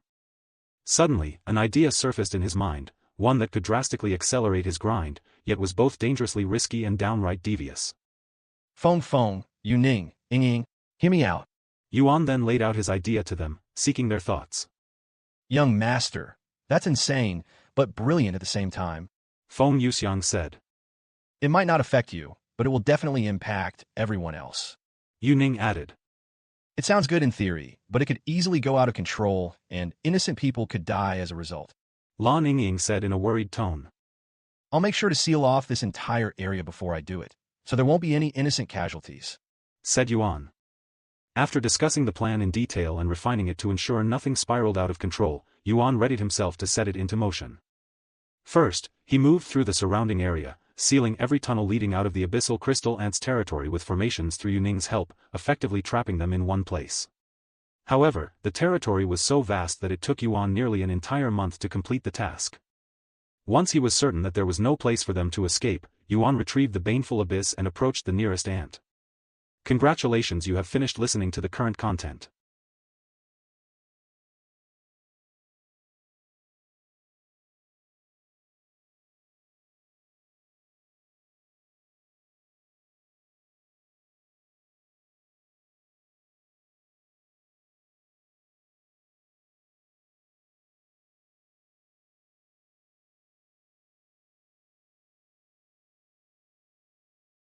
Mark of the Baneful. With the baneful abyss in hand, Yuan calmly approached the nearest abyssal crystal ant. The moment it sensed his presence, and the ominous aura radiating from the dagger, the creature let out an inaudible cry before turning to flee. You can run, but you can't hide. Yuan made no move to chase the ant. In fact, he came to a complete stop. Then, when it had fled far enough, he drew his arm back and hurled the baneful abyss, sending it streaking through the air like a deadly missile. In the span of a heartbeat, the baneful abyss reached its target, striking the abyssal crystal ant's body, a mass of semi-transparent, grayish crystal. The blade of the baneful abyss pierced the ant's crystal body as effortlessly as a sharp knife through paper, instantly poisoning it and branding it with the mark of the baneful. The venom was so potent that the abyssal crystal ant was brought to the brink of death in an instant. Then, with the mark's activation, the dagger's second ability triggered, and its corpse erupted violently, releasing a dense poison mist that spread in a 100-meter radius. The nearby abyssal crystal ants were instantly afflicted with the mark of the baneful, each one detonating in turn. The chain reaction swept through their ranks without pause, continuing until every nook and cranny of their vast territory was shrouded in the deadly poison mist. Hundreds, thousands, tens of thousands of ants perished within seconds, and in mere minutes, Yuan's quest progress had surged by millions of points. In fact, the baneful abyss proved so devastating that it wiped out the entire abyssal crystal ant population in the area. Pleased by the method's efficiency, and with ample time still remaining, Yuan decided to expand his hunting grounds. However, before using the baneful abyss, Yuan first ensured that no one else was nearby, as he had no intention of harming innocents. Then, with the time remaining before his departure for the undying fiery summit, he steadily expanded his hunting grounds, filling vast stretches of the abyssal underworld with the spreading poison mist. Before long, people began to sense that something was amiss. Creatures within the abyssal underworld were behaving strangely, appearing in places they were never known to roam. Even powerful beings that should have existed only in the deepest levels were now being spotted in the upper floors, leaving the explorers utterly dumbfounded. Of course, this was because they were desperately fleeing from the poison mist unleashed by Yuan. With him relentlessly terrorizing through the lower levels, their only option was to escape toward the upper floors, which led to the entrance. Everyone watch out. Something strange is happening inside the abyssal underground. Someone shouted as soon as they left the underground, warning the people camping near its entrance. What's happening? The creatures that are usually found only within the deeper levels are rushing towards the entrance. I have never seen or heard of anything like this before. Do you know the cause of this phenomenon? No, but there are already people who went down to investigate. A few days passed as word of the strange phenomenon spread far and wide. Eventually, reports began to arrive from those who had ventured out to investigate. According to the investigators, the lower levels are shrouded in some kind of poison mist. They try to probe deeper, but formations block their path, preventing them from getting any closer. Someone reported. Formations? Did someone put them up to prevent the poison from spreading? That's very likely. Where did this poison even come from? Was it released by some creature, or created by something else? Another person mused aloud. There's no way to know unless we deactivate the formations and search deeper. But doing that could spread the poison even further. And we still have no idea how potent it truly is. Someone remarked. A debate soon broke out over whether they should deactivate the formations to investigate or keep the poison contained until it dissipated on its own. Logically, the poison should be left alone to avoid unnecessary trouble and risk. However, the vast territory it now occupied severely hindered exploration, which in turn meant significant losses in revenue. Moreover, many believed the poison wasn't particularly lethal and could be bypassed with the aid of poison-resistant pills. We should just let the poison spread. That way, it'll thin out and disappear much quicker. Since we don't know where it's coming from, we can't say for certain the poison will disappear so easily. I'm actually a master of poisons. I'll check out the poison first and give you my input. I'll go with you since I also have some experience with poison. Me too. Before long, an expedition was organized, with numerous experts setting out to examine the poison for themselves. Sometime later. So what do you think? How deadly is it? It's hard to say without experiencing it firsthand, but even so, I can tell it's unlike any poison I've ever encountered. That said, it's probably not too deadly since its color is only green, which is the most common and weakest color of poison out there. This poison resembles the jade poison, remarked one of the poison experts there. Though it's powerful, it's only strong enough to threaten mortals. If that's the case, why are even immortal-level creatures running away from it? Poison doesn't affect everyone the same way. It's possible the creatures in the abyssal underworld are simply more vulnerable to it by nature. Why don't we deactivate the formation briefly, just long enough for me to test the poison? Are you sure? The poison master nodded. Truth be told, I'm not doing this out of goodwill. I'm simply very interested in studying this poison. Let's get an array master down here then. A few days later, a level 8 array master was brought to the abyssal underground to deal with the formations. When the array master arrived and saw the formations, he exclaimed with surprise. Heavens! This type of formation is incredibly ancient and dates back to the primordial era. There are only a few array masters in this world who would be knowledgeable enough to create something like this. 2125 A deadly mistake. I never imagined I'd lay eyes on such an ancient formation. The level 8 array master was left in awe of the formations crafted by Yuning, an array master from the primordial era. With the passage of countless years, most formations from that era had been lost to time. So, can you deactivate it or not? One of the cultivators there asked the array master. The array master coldly scoffed. Of course I can. However, it's going to take a little longer than usual since formations from the primordial era are much more complex. Although formations from the primordial era were far more intricate in design, they were not necessarily stronger than modern ones. Over time, advancements in array symbols and formations had reduced unnecessary complexity while retaining their power, and in some cases, even enhancing it.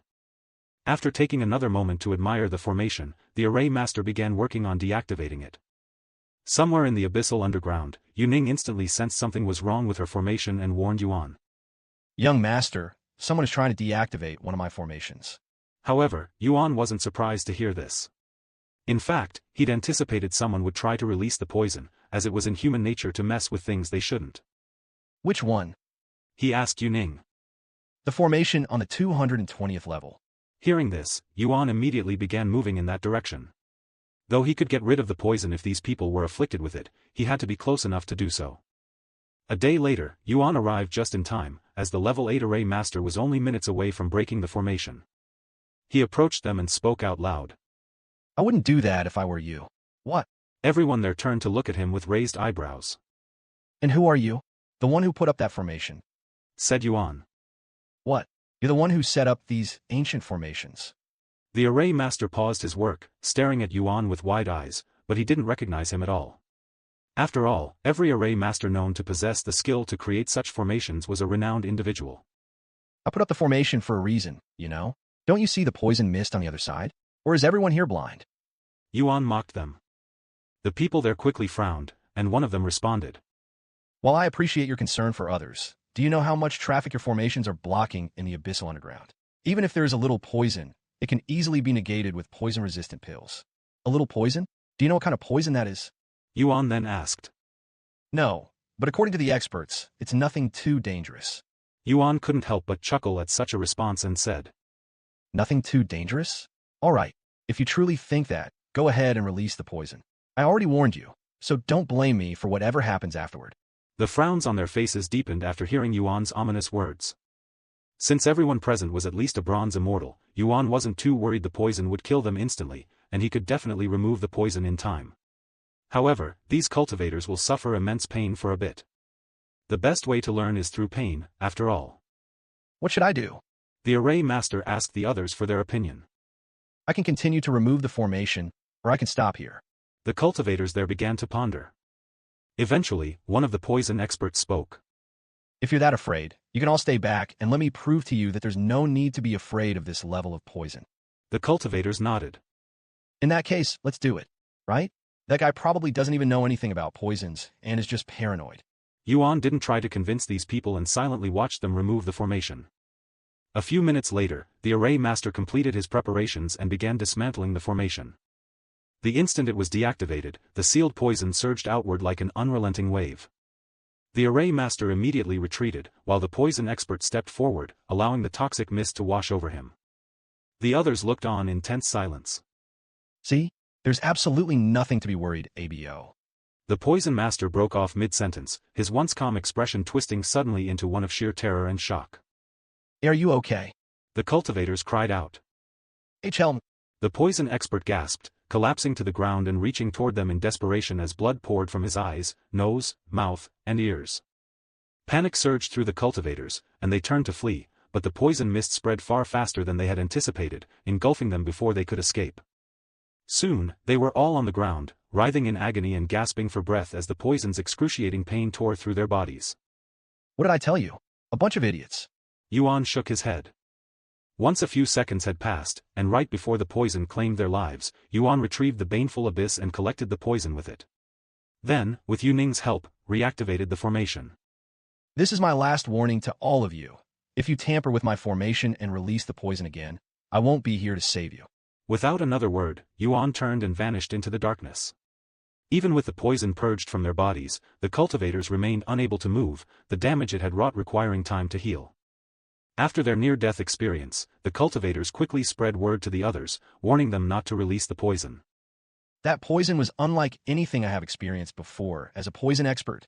Despite my poison resistance, it was able to completely immobilize me within seconds. If it weren't for that mysterious expert, I would have perished on that day. The poison expert recalled his experience. And so, the people at the Abyssal Underground abandoned any further attempts to dismantle the formations, choosing instead to navigate around them, no matter how inconvenient it might be. 21-26-10 Royal Phoenix Clan's Gathering.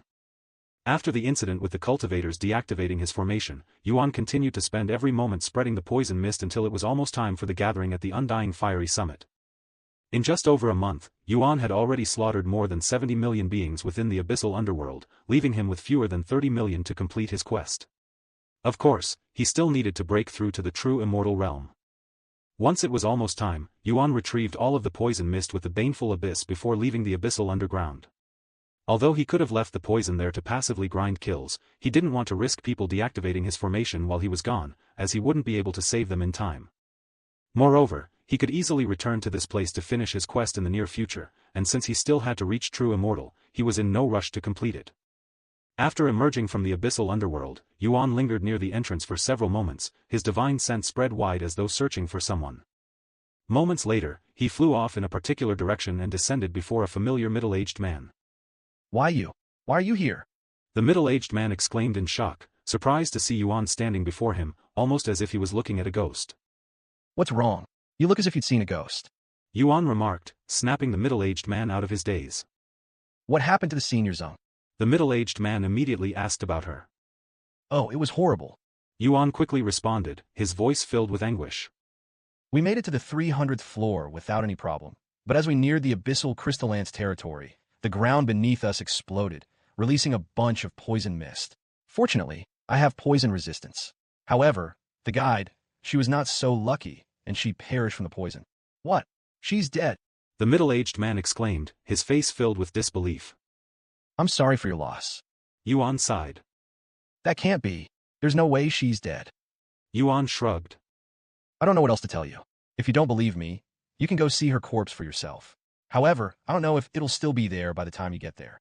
The middle-aged man fell to his knees with a blank expression on his face. Yuan said nothing more and simply turned to leave. Though the man might have been colluding with Zheng Guoquan, Yuan lacked the proof to act. And even if he had it, killing the man in front of so many witnesses would only make him appear the villain, not to mention he needed to convince everyone there about Zheng Guoquan's true character. After departing from the Abyssal underworld, Yuan followed Feng Yuxiang toward the undying fiery summit. Their destination lay within a land of eternal flame, a vast expanse wreathed in undying fire. For thousands of miles, the flames stretched unbroken, growing ever more intense the deeper one ventured, their power marked by a gradual shift in color. What's the story behind this place? Yuan asked. Feng Yuxiang replied. According to legend, a primordial phoenix was born here. At its birth, the flames you see now were ignited, and they have burned ever since. It's said that even a great flood once tried and failed to extinguish them, hence the name, the Undying Flame Valley.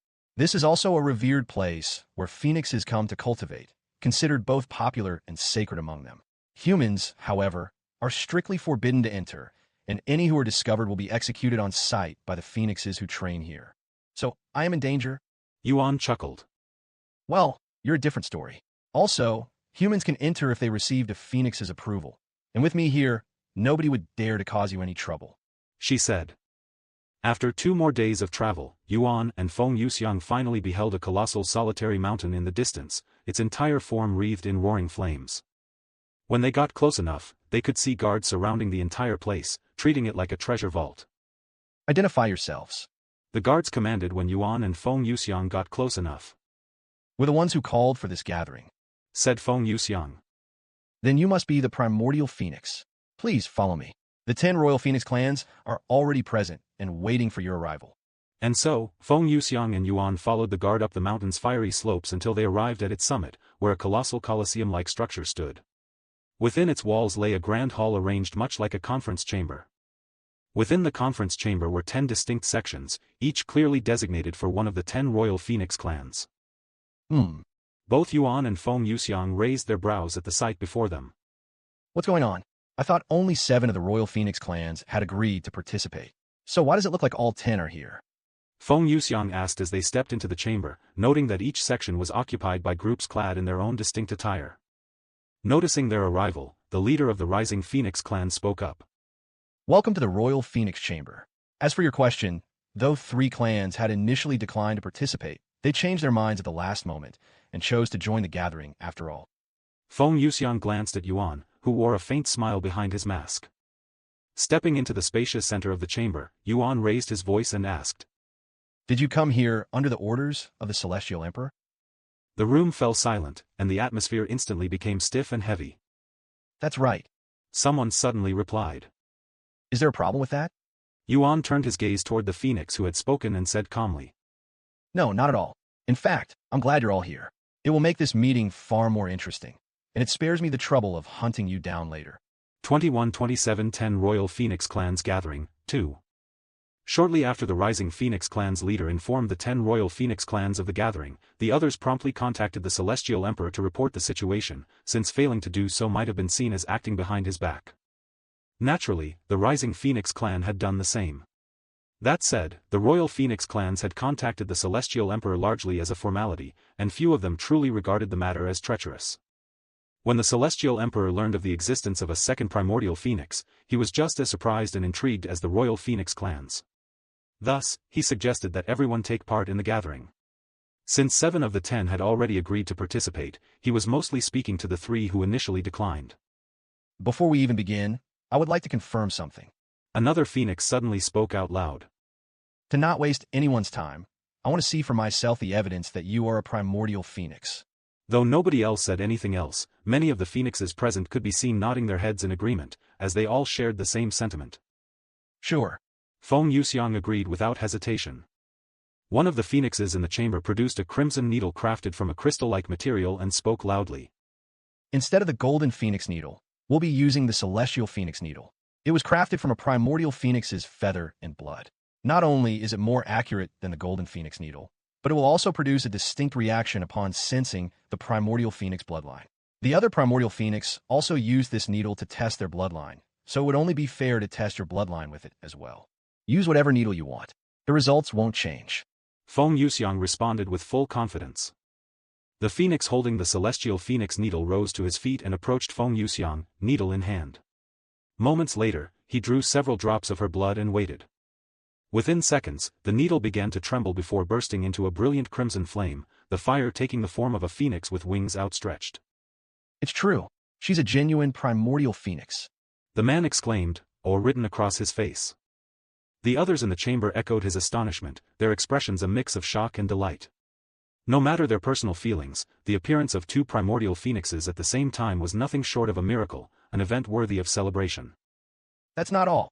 The man with the celestial phoenix needle continued. The purity of her bloodline is at 98.8%.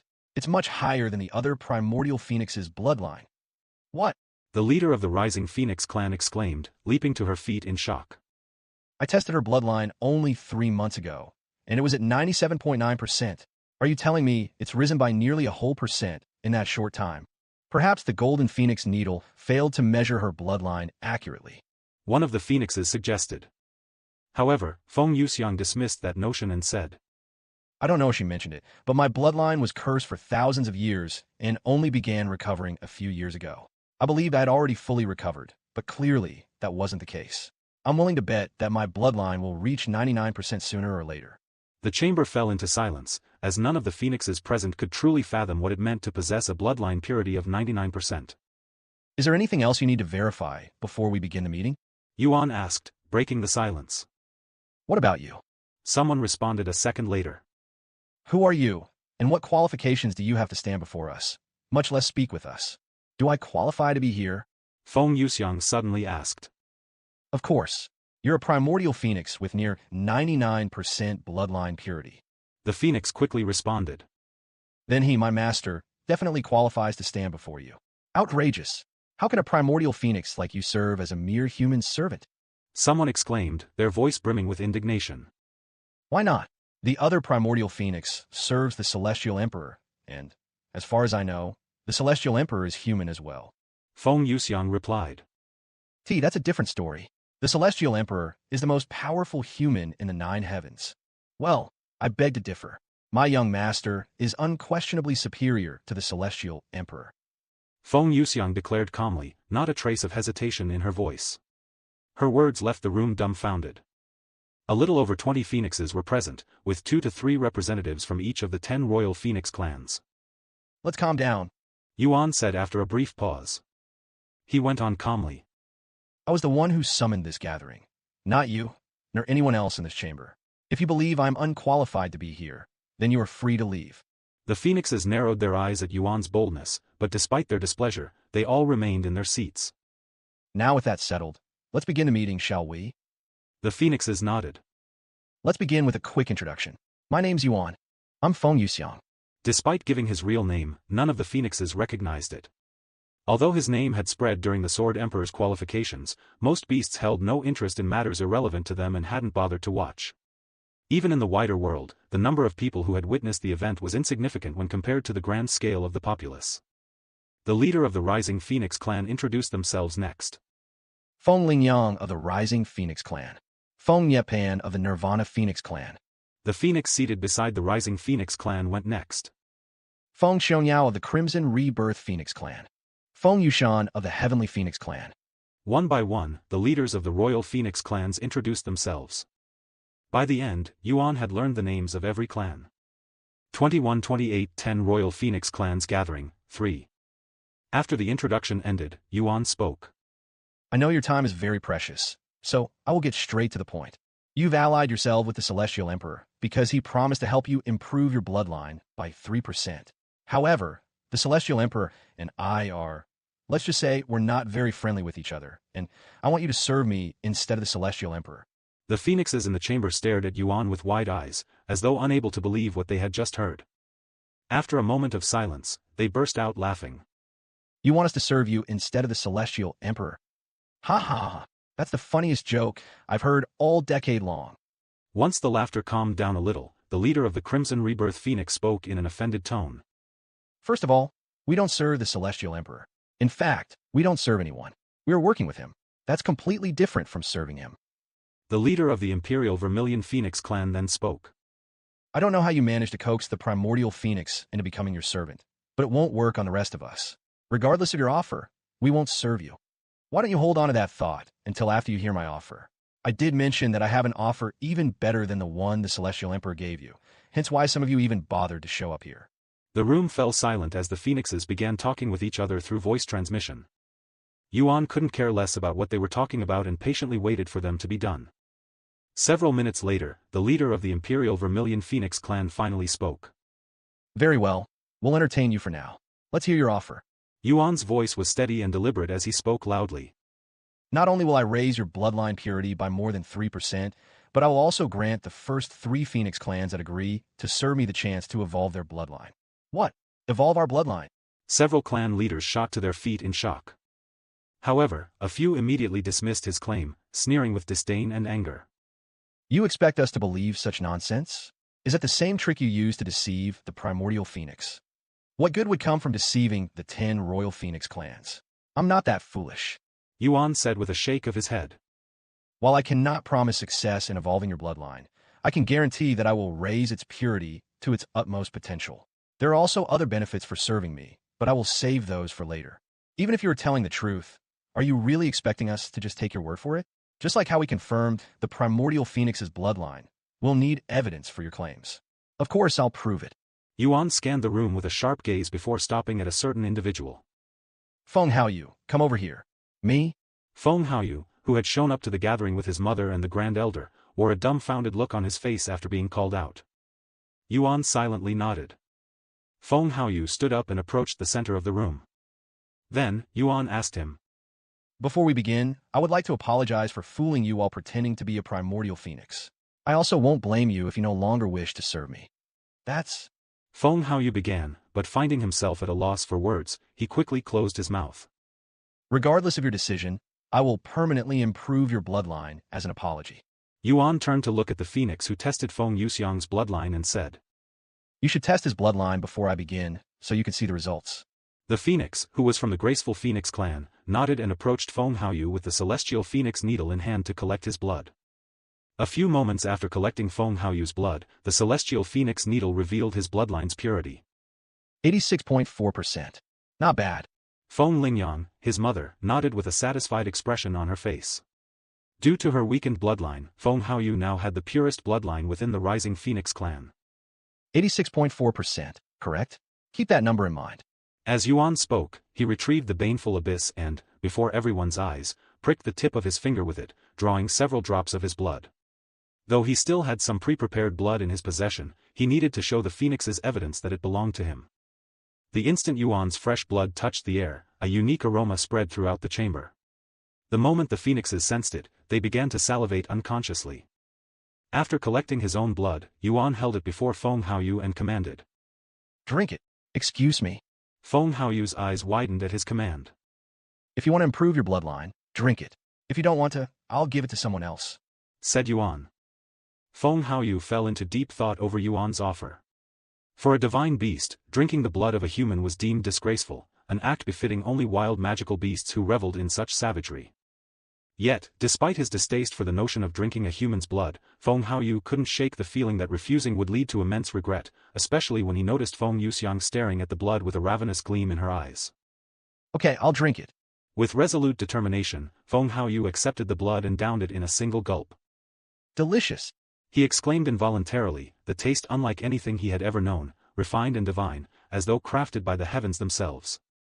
Then, a familiar sensation swept through his body, one strikingly similar to the feeling he had experienced when Yuan bestowed his blessing over a year ago. Just to be safe, Yuan gave Feng Haoyu the Immortal Monarch's blessing. All right, you may test his bloodline again. Yuan said as he turned to the phoenix holding the 21, celestial 29, 10 phoenix Royal needle. Phoenix clans gathering for. What? You wanting to test his bloodline already? It hasn't even been a full minute since whatever you did to him. Do you think our bloodline can be improved so easily? The phoenix with the celestial phoenix needle remarked with a frown on his face. You'll know once you test his bloodline. Yuan replied with confidence. Whatever. If you say so. The phoenix proceeded to test Feng Haoyu's bloodline again. A moment later, when the phoenix saw the results, he dropped the celestial phoenix needle onto the ground, his face frozen with shock and disbelief. Well, what's the result? The other phoenixes pressed, their voices brimming with curiosity and anticipation. The phoenix swallowed nervously before responding in a dazed voice. 86.9%. What? His bloodline purity has improved by 0.5% in just a minute. Impossible. Test his blood again. The phoenixes urged. Picking up the celestial phoenix needle, the phoenix looked at Feng Haoyu, who was just as dazed by the result, and said, "Excuse me." He tested Feng Haoyu's bloodline again. Impossible. The phoenix exclaimed a moment later. H's bloodline is now at 87.3%. The entire chamber fell silent as the phoenixes struggled to comprehend what they were witnessing. In just a minute or so, Feng Haoyu's bloodline purity has improved by nearly an entire percent, something that normally requires hundreds of thousands of years. What in heaven's name is going on? How can consuming a human's blood strengthen his bloodline? The leader of the Radiant Phoenix clan exclaimed. Though they wanted to believe it was some kind of trick, they knew that was impossible, as the celestial phoenix needle could not be deceived. Yet, a few of them soon reached a startling thought. Wait, a human's blood capable of strengthening a divine beast's bloodline? That sounds exactly like the Immortal Monarch's power. None dared to voice such a notion aloud, for it bordered on madness. The Immortal Monarch had perished many eras ago, after all. And yet, the more they turned the thought over in their minds, the more plausible it began to feel. Well, are you satisfied? Or, do you need more evidence? Yuan suddenly said, breaking the brief moment of silence in the chamber. One more time. Let me test your bloodline again. The phoenix with the celestial phoenix needle demanded, his eyes fixed on Feng Haoyu. Feng Haoyu quickly nodded in approval, as he, too, was eager to know if his bloodline had strengthened further. The other phoenixes swallowed nervously. A moment later, the results came back. 89.3%. His bloodline has improved by yet another entire percent. Heavens! Another percent. Even if the improvement stopped at this point, his bloodline still improved by 2% in just a few minutes. This level of progress is unheard of. How much more will his bloodline improve? The leader of the Ethereal Phoenix clan asked Yuan. He shrugged. Honestly, I have no clue. If you really want to know, you'll have to wait a few days for the final results. Weeks to be safe. Very well. I'll acknowledge your ability to enhance our bloodline. But what about your second claim? If true, it would be an even greater feat. Unfortunately, I cannot provide proof at this moment, as I currently lack the ability to do so. Yuan said. However, once I regain more of my strength, I will be able to begin attempting it. For now, you'll have to take me at my word. Regaining your strength? Just who are you?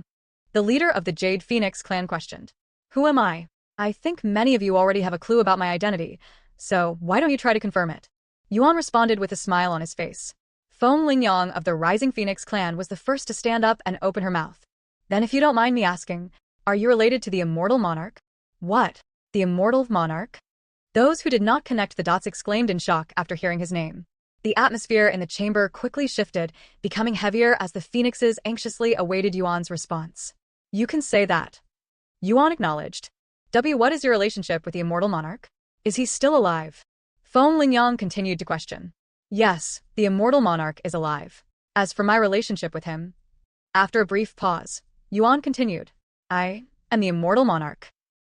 The phoenixes in the chamber leapt to their feet, their eyes widening so much it seemed they might fall from their sockets. The revelation was so staggering and confusing that silence blanketed the chamber for several long moments. Then, the stillness was shattered with the sound of laughter. Ha ha ha, I can't hold it in any longer. You're the immortal monarch? That's hilarious, scoffed a handsome young man seated beside the leader of the Imperial Vermilion Phoenix clan. Yuan turned his gaze to the young man, who had risen to his feet and was now striding toward the center of the chamber, closing the distance between them. The young man stopped right before Yuan and spoke. If you're really the immortal monarch, you should be able to make me kneel with just your words, right? Try it. Are you sure you won't mind the humiliation? Yuan asked. Don't worry, I won't be humiliated. He confidently responded. Why? Because you're a primordial phoenix? The smile on the young man's face instantly disappeared. Oh, how did you figure it out? I purposefully suppressed my aura to hide it. Just a guess. Yuan said. I figured that if the Celestial Emperor wanted the 10 Royal Phoenix clans present at this gathering, he would also want the Primordial Phoenix to attend. Also, while you can hide your aura, you can't stop the others from giving you glances. I see, so the others sold me out. Realizing his cover had been exposed, the young man released the restraint on his aura, letting it surge forth and flood the entire chamber. 21-30-10 Royal Phoenix clans gathering, 5. So, you want me to prove my identity as the immortal monarch by forcing you to kneel, is that it? Yuan asked. That's right. Do you have any issues with my request? The Primordial Phoenix said. Honestly, that's far too boring, as it would take no effort at all. Besides, I've no desire to humiliate the Celestial Emperor's lapdog and give him yet another reason to hate me. The Primordial Phoenix trembled after hearing Yuan's words, and he muttered. What did you just call me? A lapdog? I am nobody's lapdog, you bastard. Oh, if you're not the Celestial Emperor's lapdog, what are you? His slave? Flames erupted from the Primordial Phoenix's body, weaving around him as they formed an armor of pure fire. You know what? I don't care if you're the immortal monarch or not. You're not going to leave this place until I teach you how to respect a superior being. So quick to resort to violence? Your temper is quite short, even by Phoenix standards. Yuan said with a light chuckle. I will not be mocked by a mere human. The Primordial Phoenix roared, thrusting his right hand, wreathed in true primordial fire, toward Yuan's neck. Young master, Feng Yuxiang cried, instinctively seizing the Primordial Phoenix's arm. Her eyes burned with killing intent as she snapped. How dare you lay a hand on my young master? Do you have a death wish? The Primordial Phoenix sneered at her. This doesn't concern you. Of course, it concerns me. You're attacking my... It's okay. Yuan interrupted. His flames are too weak to harm me anyway. Not only did you insult me, but you dare to look down on my fire? The Primordial Phoenix trembled in anger. In the very next moment, his entire body erupted with invisible flames, so intense they warped the surrounding space. The true primordial fire instantly engulfed the chamber's center and swallowed both Yuan and Feng Yuxiang within its blaze.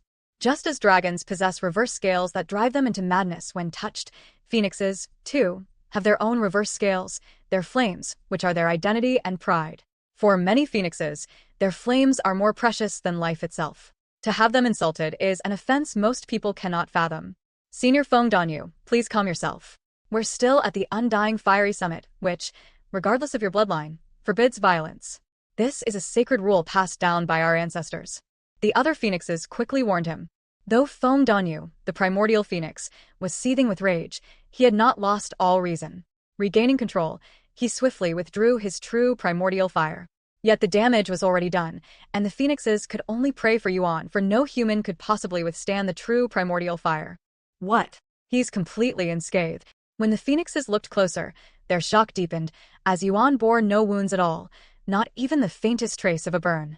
How is that possible? Could he have achieved fire harmony? No, even that wouldn't grant complete protection against true primordial fire since it bypasses all fire resistance. Yuan ignored the shocked phoenixes and focused solely on Feng Daoyu. Since you attacked me first, I finally have a reason to mess with you. What are you? Feng Daoyu opened his mouth to speak, but before he could utter more than a few words, Yuan cut him off. Shut up. In that instant, Feng Daoyu's mouth closed. When he tried to open it again, he found he had completely lost control.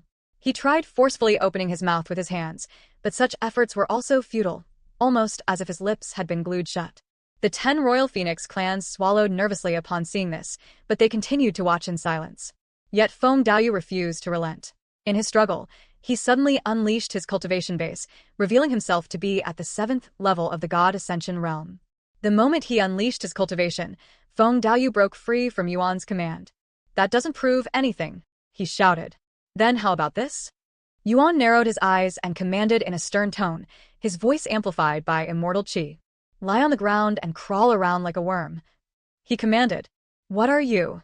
Feng Daoyu was cut off once more as his body suddenly crumpled to the ground, thrashing and writhing like a worm dragged from the soil.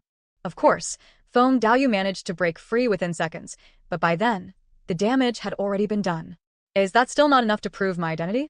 If not, then I know only one other way, and that is to forcibly extract your blood essence. Yuan said in a somewhat threatening tone. You wouldn't dare? Feng Daoyu exclaimed as he subconsciously backed away from Yuan. Yuan shrugged. You're right. Even if you are the Celestial Emperor's pet, I am not cruel enough to use such a vicious technique on you. For the last time, I am not the Celestial Emperor's lapdog, slave, or pet. Just like the 10 Royal Phoenix clans, I merely agreed to assist him. Oh, in exchange for what? I doubt you'd be willing to work for free. That is none of your business. If you don't want to tell me, I won't pry. Yuan said. Then, do you believe that I am the Immortal Monarch? Feng Daoyu clenched his fists tightly and growled. Yuan smiled behind his mask and said, I couldn't care less about how you treat me. I am only trying to prove my identity so the 10 Royal Phoenix clan won't have to worry about me being a fraud. Why? One of the clan leaders suddenly asked. Why are you trying to make us choose you over the Celestial Emperor? Can we not work with both sides?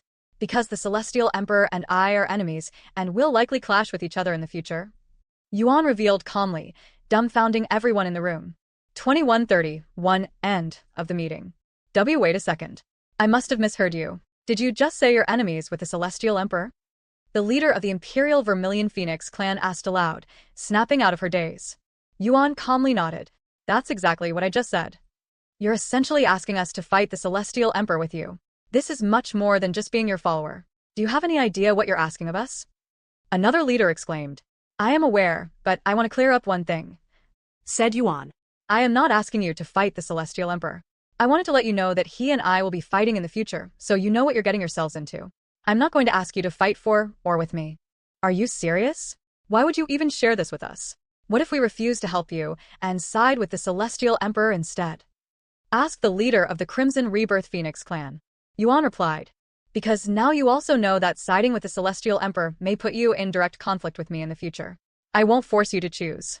If everyone here decides to support the Celestial Emperor, then so be it. And I'm not asking you to decide right this moment. I'll give you 1 year to choose whose side you'll stand on. Ha ha ha. The Primordial Phoenix suddenly burst into laughter. What's so funny? Yuan asked him. It's funny, because the answer is obvious. He said. Oh, enlighten me. Why would we ever choose you over the Celestial Emperor? So, what if you're the Immortal Monarch? You're nowhere near as powerful as you once were. And what makes you say that? Yuan asked calmly.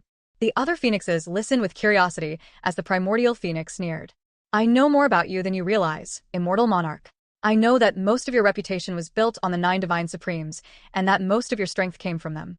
But now that they're gone, you're just another human cultivator. Sure, you might command beasts and enhance our bloodlines, but on your own you're weak. Hearing the Primordial Phoenix's reasoning, the other phoenixes found his logic sound and began nodding in agreement. He's right, Immortal Monarch. You were a nobody before you gained the 9 Divine Supreme support. Said the leader of the Immortal Ember Phoenix clan. That's why he wants us to serve him. He's desperately trying to replace the 9 Divine Supremes. Another phoenix remarked. I don't need a year to decide. I will continue being by the Celestial Emperor's side. Said the Primordial Phoenix. Yuan smiled faintly and said, You're right, my reputation spread far and wide largely because of the 9 Divine Supremes. But even if some of them are no longer here, their seats will not remain vacant forever. In fact, I have already begun looking for more comrades. And you're looking at one right now. Feng Yuxiang said with a prideful expression on her face. Wait, the way you said that, it almost sounds like some of the 9 Divine Supremes are still alive. Remarked Feng Yushan of the Heavenly Phoenix clan. Is that so hard to believe? If I, the Immortal Monarch, am standing right before you, why couldn't the others still be alive? The room fell into silence. If even one of the 9 Divine Supremes still existed in this era, it would be enough to shift the balance of the world. Wait, I just remembered. There's a rumor that the dragon goddess Yeo has returned. Someone suddenly exclaimed.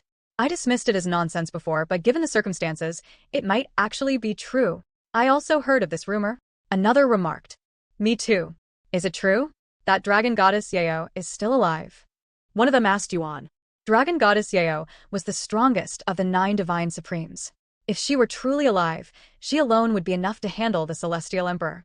However, Yuan shrugged and said, I don't know. What? The phoenixes looked at him with wide eyes. He continued, I have already said enough. Unless I am certain that you're going to be my ally, I won't reveal any more information. With that said, I'm going to end the meeting here. And just a reminder, the first 3 clans to swear their loyalty to me will have their bloodlines improved, possibly upgraded, as well as other benefits.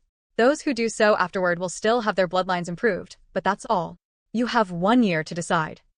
Without another word, Yuan left the undying fiery summit. What are you going to do for a whole year? Feng Yuxiang asked him.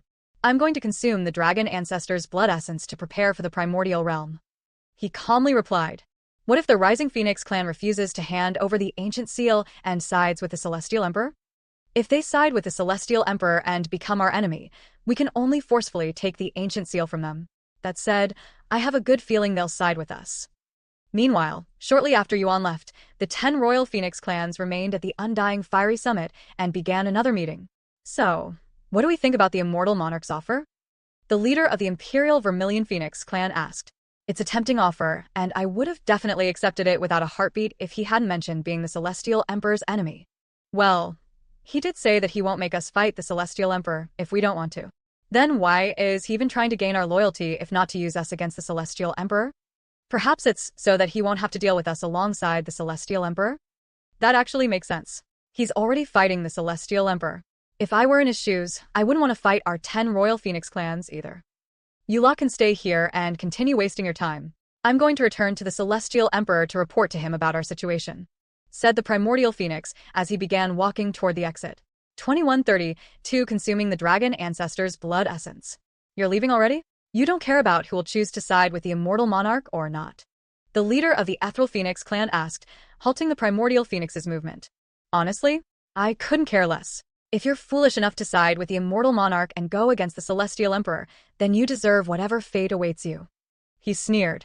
Then, without waiting for their response, the Primordial Phoenix continued walking toward the exit, leaving the chamber shortly later. Just as he left the building, the Primordial Phoenix noticed a certain figure approaching the summit. It was Feng Yuxiang. What are you doing back here? Forgot to say something? The Primordial Phoenix asked her in a somewhat sarcastic tone. Well, someone has to stay behind for those who want to swear their loyalty before the 1-year deadline, she said. Is that so? You're wasting your time. The Royal Phoenix clan will not side with the Immortal Monarch. You sound certain. Where's your confidence coming from? The Primordial Phoenix smiled and said, the 10 Royal Phoenix clans may have 10 different clans, but in the end, they all listen to the Imperial Vermilion Phoenix clan. As long as the Imperial Vermilion Phoenix clan chooses the Celestial Emperor, the others will follow. Even if that is true, there's no guarantee the Imperial Vermilion Phoenix clan won't choose the Immortal Monarch, said Feng Yuxiang. No, it's guaranteed that they won't. Feng Yuxiang narrowed her eyes at him. The Primordial Phoenix was showing such confidence that she couldn't help but worry. I would tell you more, but I am not foolish enough to reveal sensitive information to an enemy. However, if you leave the Immortal Monarch's side... Are you mocking me? Feng Yuxiang interrupted, her eyes flickering with killing intent. There's no reality where I will abandon my young master. Frankly, I'm insulted that you think there's even a chance of that happening. The Primordial Phoenix shrugged. Then stay with him. I'd much rather be the only Primordial Phoenix in existence anyway. Without another word, the Primordial Phoenix disappeared from the summit. Feng Yuxiang entered the building and returned to the chamber moments later. Did you forget something? The Phoenixes asked her. No. I am here for those who have already decided and want to be the first 3 to serve my young master, she said. I can also answer any questions you may have.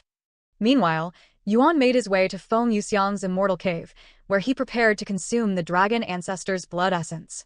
Before consuming the Dragon Ancestor's blood essence, Yuan activated True Dragon Awakening to assist with the process. Once he was prepared, Yuan poured the blood essence into his mouth and immediately closed it. However, he opened his mouth again the very next moment and released a dragon-like roar that shook the entire dimension. You have consumed the Dragon Ancestor's blood essence. Immortal Monarch's bloodline is reacting to Dragon Ancestor's blood essence. 9 dragon symbols has activated. 9 dragon symbols has begun refining the Dragon Ancestor's blood essence, enhancing its potency. The blood essence surged with such immense energy that Yuan felt his body swelling like an overfilled balloon. As always, it came hand in hand with unbearable pain, but by now, Yuan was accustomed to it. His tolerance had grown to such extremes that even having his limbs torn from his body would hardly faze him. While Yuan absorbed the dragon ancestor's blood essence, the primordial phoenix returned to the supreme heaven to report the situation to the celestial emperor. The immortal monarch, huh? The celestial emperor was not surprised by the immortal monarch's return. That man claimed to be your enemy. Is that true? The primordial phoenix suddenly asked. The celestial emperor fell silent for a moment before responding. Honestly, I don't consider him an enemy. Excuse me? The primordial phoenix raised his eyebrows in a puzzled manner. The celestial emperor continued. I have never met him personally, much less spoken to him, so I don't have any feelings or hatred toward him. However, he is someone that shouldn't exist, someone that I must get rid of. May I ask why? Asked the primordial phoenix. It is just one of my many duties as the celestial emperor. He calmly replied, offering a vague answer. In that case, should I eliminate him? The primordial phoenix asked. The celestial emperor shook his head. No, not yet. He's like an explosive with an overly sensitive trigger, and the slightest touch could set off a catastrophic detonation. Wait for my orders. I'll let you know when it's safe. I understand. What about the 10 royal phoenix clans?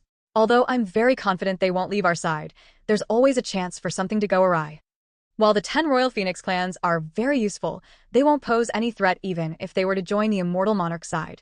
That said, I won't tolerate any betrayal, especially if it's to help that calamity. I can eliminate those who betray us, right? The primordial phoenix asked. The celestial emperor calmly nodded. Very well. A cold smile appeared on the primordial phoenix's face.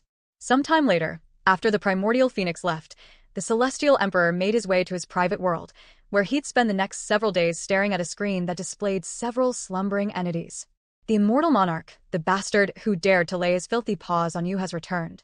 And as much as I want to rip his throat out, I cannot directly touch him, as my lack of influence could ruin your revenge. The celestial emperor's body suddenly stiffened as his eyes caught something in the display. It can't be, he muttered, his frame trembling. Though subtle, one of the entities had stirred ever so slightly, a sign that it was beginning to awaken. Time passed quickly, and in the blink of an eye, 6 months had passed since the meeting. After the 10 Royal Phoenix clans' discussion with each other ended, they left the undying fiery summit to return home and continue discussing Yuan's offer with the rest of their family. 21:33, a month before the deadline. It's already been half a year, and not a single clan has sided with the young master. Feng Yuxiang sighed, her voice echoing softly through the empty chamber. The words of the primordial phoenix still lingered in her mind, gnawing at her optimism day after day. She couldn't help but wonder what would happen if none of the Royal Phoenix clans chose to side with Yuan and instead continued their allegiance to the Celestial Emperor. A few days later, the chamber doors creaked open and a lone figure stepped inside. Feng Yuxiang turned, expecting to see one of the clan leaders, only to be disappointed. "Oh, it's just you," she muttered, her tone tinged with disappointment. "What do you want?" Feng Haoyu bowed slightly and said, "I wish to swear my allegiance to the immortal monarch, or rather, to reaffirm my loyalty to him." "That's cool and all, but what about your family? Where are they?" Feng Haoyu let out a heavy sigh. "It's complicated. While most of my clan wishes to follow the immortal monarch, they can't simply pledge loyalty without first seeing what the others decide. In other words, they're waiting." "That's bullshit," Feng Yuxiang said with a deep frown. "Why should it matter what the others do? The 10 Royal Phoenix clans are separate clans, not one united background." Feng Haoyu shook his head. "You probably don't know this since you were barely with us, but despite the name, the Imperial Vermilion Phoenix clan holds the most authority. In the end, their word is what carries the most weight." "Why is it that way?" Feng Yuxiang asked. "Because originally, there was only one Royal Phoenix clan, the Imperial Vermilion Phoenix clan. But after the 10 Royal Dragon clans were established, they chose to expand their influence by mirroring the Dragon clans, creating the 10 Royal Phoenix clans. The Dragon and Phoenix clans had been rivals since ancient times. Unwilling to fall behind the 10 Royal Dragon clans, the Phoenixes established their own royal clans, selecting the most qualified among them to rise to that position. So you're telling me that unless the Imperial Vermilion Phoenix clan sides with the young master, the others will not do so? Well, it's not impossible, but it's very unlikely. I cannot fathom why they would choose the Celestial Emperor over the Immortal Monarch. Yes, the Celestial Emperor is powerful and influential, but their bloodlines would benefit far more under the Immortal Monarch. Feng Yuxiang said with a sigh, shaking her head in frustration. Honestly. Foam How You replied. While the immortal monarch was a legendary figure in the past, countless years have passed since then. To the 10 royal phoenix clans, who never had any direct ties to him, he doesn't really hold a place in their eyes. Hearing this, Foam Yuseong fell silent. Unlike the Heavenly White Tiger clan, the 10 royal phoenix clans shared no ties with the immortal monarch. The Heavenly White Tiger clan's ancestor had been one of the 9 divine supremes, so their reverence was only natural. While the immortal monarch did have Foam Yumming, another primordial phoenix, she held no direct connection to the other phoenix clans and had spent most of her life wandering alone. Foam Yuseong had to admit that, although the immortal monarch was immensely influential, his era had long since passed, and even during the height of his reign, not everyone chose to respect or revere him. What will you do if your family refuses to side with the young master? Foam Yuseong suddenly asked. Foam How You fell silent, his expression solemn as he pondered. After a moment, he replied, Honestly, I don't know. I may be the eldest son, but my influence in the clan is limited. There's no realistic chance I could convince them to follow the immortal monarch. And unless they exile me for my decision, it's not as if I could simply abandon them, either. While we're on the subject, do you mind if I ask you a question? Foam Yuseong nodded. What will the immortal monarch do if the 10 royal phoenix clans, if my clan refuses to side with him? Will he go to war with them, too? I cannot tell you what he might or might not do, because I am not the young master. That said, he's a very reasonable individual, and he's not someone who will attack the 10 royal phoenix clans without a good reason. Even if we do end up fighting them, I can guarantee you that he won't make you fight your family. That's good enough for me. Foam How You nodded. If we do end up fighting my family, what will I do? He wondered inwardly. Another 5 months slipped by. Yet, with only a single month remaining before the deadline, not one of the 10 royal phoenix clans had appeared at the summit, let alone to contend for the first 3 positions. Meanwhile, at the Rising Phoenix clan, the Grand Elder approached Foam Lingyang. Clan leader, have you come to a decision yet? There's only 1 month left, and as far as I am aware, none of the other clans have sided with the immortal monarch yet. No, not yet. She sighed. I apologize for being indecisive. I am such a useless leader. I want to side with the immortal monarch, but doing so will definitely paint a target on my back for the others to aim. However, if I don't side with him, we would not only have to deal with the immortal monarch and his powerful allies, but we'll also have to fight my son. Grand Elder, if you were in my position, what would you do? She asked, gazing at him intently. I would side with the immortal monarch. The Grand Elder replied without the slightest hesitation, leaving Foam Lingyang utterly dumbfounded. He smiled and continued, Honestly, if it weren't for my position, just like the young lord, I would have already sworn my loyalty to him. That was a quick response, almost as if you were ready to say it at any moment. Can you explain your reasoning? She asked. 2130, for the 10 Royal Phoenix clan's decision. My reasoning, huh? It's actually quite simple. I know you're worried about the other Royal Phoenix clans, but once we side with the immortal monarch, their stance won't matter anymore. In fact, even the title of Royal Clan will lose its weight. Said the Grand Elder. What? Foam Lingyang's eyes widened. His reasoning wasn't what she expected, yet the more she considered it, the more sense it made. The Grand Elder continued.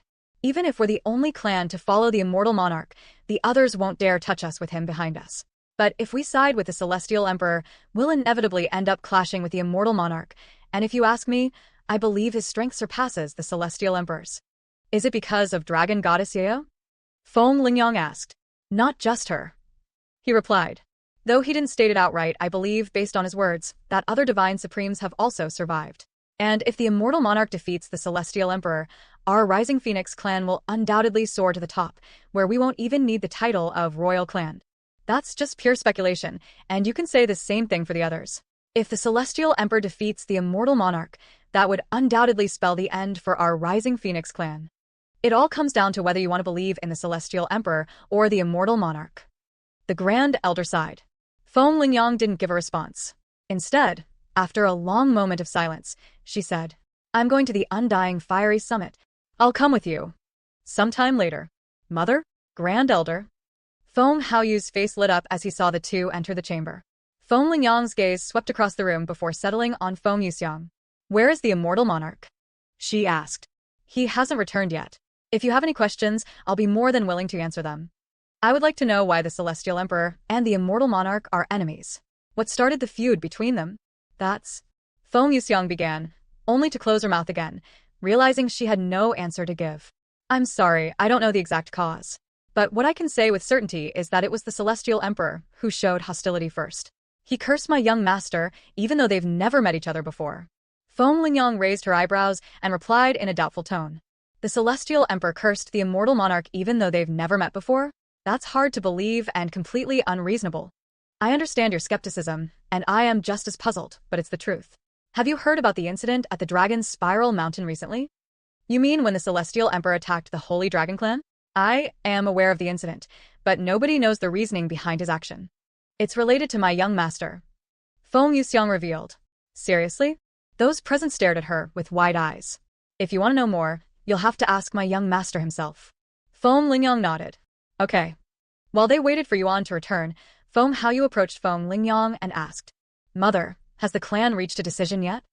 As you know, the majority of the clan are in support of siding with the Immortal Monarch, but in the end, it's all up to you. Feng Haoyu interrupted. I have also made a decision, but I want to know the reasoning behind their enmity first. Time continued to pass, and in the blink of an eye, an entire year had passed since the end of the meeting.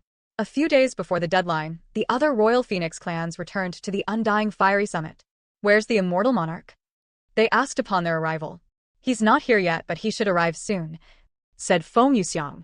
Feng Lingyang, did the Rising Phoenix clan swear their loyalty to the Immortal Monarch already?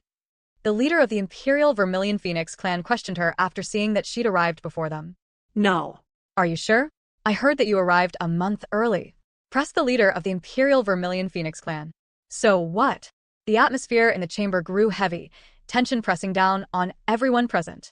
But it shattered the moment the door opened, and a lone figure stepped inside, drawing every gaze in the room. However, it wasn't Yuan. What are you doing here? Weren't you clear about siding with the Celestial Emperor? Or have you changed your mind? Feng Yuxiang asked the Primordial Phoenix, who had just entered the chamber. The Primordial Phoenix sneered. In your dreams. I'm only here to watch the show, and to savor the disappointment on the Immortal Monarch's face when he realizes that he's no longer relevant in this day and age. He looked around the room and continued. So, where's the Immortal Monarch? He'll arrive as soon as he's done with his business. He's the one who made the deadline, yet he's the last to show up? It's almost like he doesn't even care. Calm down, little bird. It's not like I am late. A calm voice suddenly resounded. What? The Primordial Phoenix and everyone else in the chamber turned toward the entrance, only to see Yuan standing there, having appeared out of thin air. The hell? How long has he been there? I didn't sense a thing until he spoke. Everyone in the chamber was shaken by his complete lack of presence. This bastard, what has he done in the past year? He feels like an entirely different person. Though none of them could explain it, they all felt it. Something within Yuan had changed drastically, and he was vastly different from when they last saw him a year ago. Yuan ignored their stares and strode unhurriedly to the center of the chamber. His eyes swept across the gathered phoenixes as he spoke in a calm, clear voice. So, have you reached a decision? Will you continue to serve the Celestial Emperor, or will you stand beneath my banner? Congratulations, you have finished listening to the current content. 2135 The 10 Royal Phoenix Clans Decision, 2. Before we begin, I would like to ask you something. Feng Lingyang suddenly stepped forward. Go ahead. Yuan calmly nodded. Why are you enemies with the Celestial Emperor? A good question. Unfortunately, I do not know the answer to that question. What? You don't know why you're enemies with the Celestial Emperor? How is that even possible? Said the leader of the Crimson Rebirth Phoenix clan. I bet you he's making it up. Said the Primordial Phoenix. What would I gain from making this up? I've never even met the Celestial Emperor. Yet, he placed a curse on me for some reason. Are you trying to claim that the Celestial Emperor showed you hostility for no reason? Sorry, but I don't believe that. Said the leader of the Imperial Vermilion Phoenix clan. The Primordial Phoenix burst into laughter. You're so desperate to paint the Celestial Emperor as a villain, but all you're doing is making yourself look like a fool. He turned to face the others and spoke loudly. Is this really someone you want to serve? A jealous, arrogant, and foolish human like him? The room fell into silence. But it did not last long, for it was soon broken by the leader of the Crimson Rebirth Phoenix clan, who declared firmly. The Crimson Rebirth Phoenix clan rejects your offer, Immortal Monarch. We will continue to stand with the Celestial Emperor. Then, like a chain reaction, the others began voicing their decisions. The Immortal Ember Phoenix clan refuses your offer, Immortal Monarch. The Burning Lotus Phoenix clan also refuses. The Radiant Phoenix clan refuses. One after another, the rejections echoed through the chamber, pouring in without pause. My Imperial Vermilion Phoenix clan rejects your offer. Looks like no one's willing to side with you, huh? Just as I predicted. The Primordial Phoenix mocked. Yet despite the wave of rejections, Yuan remained calm and composed. Eventually, only a single clan had yet to respond, the one clan that still hadn't refused Yuan's offer. Mother! Feng Haoyu looked at his mother, his face tight with worry. The others in the chamber turned their glares upon her, and under the crushing weight of their stares, Feng Lingyang swallowed hard, her body trembling. What's wrong, Feng Lingyang? We're all waiting for you, said Feng Tianhuang, the Imperial Vermilion Phoenix clan's leader. Feng Lingyang closed her eyes and took several deep breaths. When she opened her eyes again, they flickered with resolution. The Rising Phoenix clan will accept your offer, Immortal Monarch, Feng Lingyang declared. Feng Haoyu and the Grand Elder's faces lit up with joy at her words, while the other clans openly displayed their disappointment and disdain, making no effort to conceal it. What is the meaning of this, Feng Lingyang? Feng Tianhuang stepped forward, her body radiating oppressive pressure. Explain yourself, she demanded. Feng Lingyang met her gaze steadily. Why should I need to explain myself? While I am grateful to the Imperial Vermilion Phoenix clan for allowing us into the ranks of the Royal Phoenix clans, you do not own us, nor do we owe you an explanation. Still, as a courtesy, I'll tell you.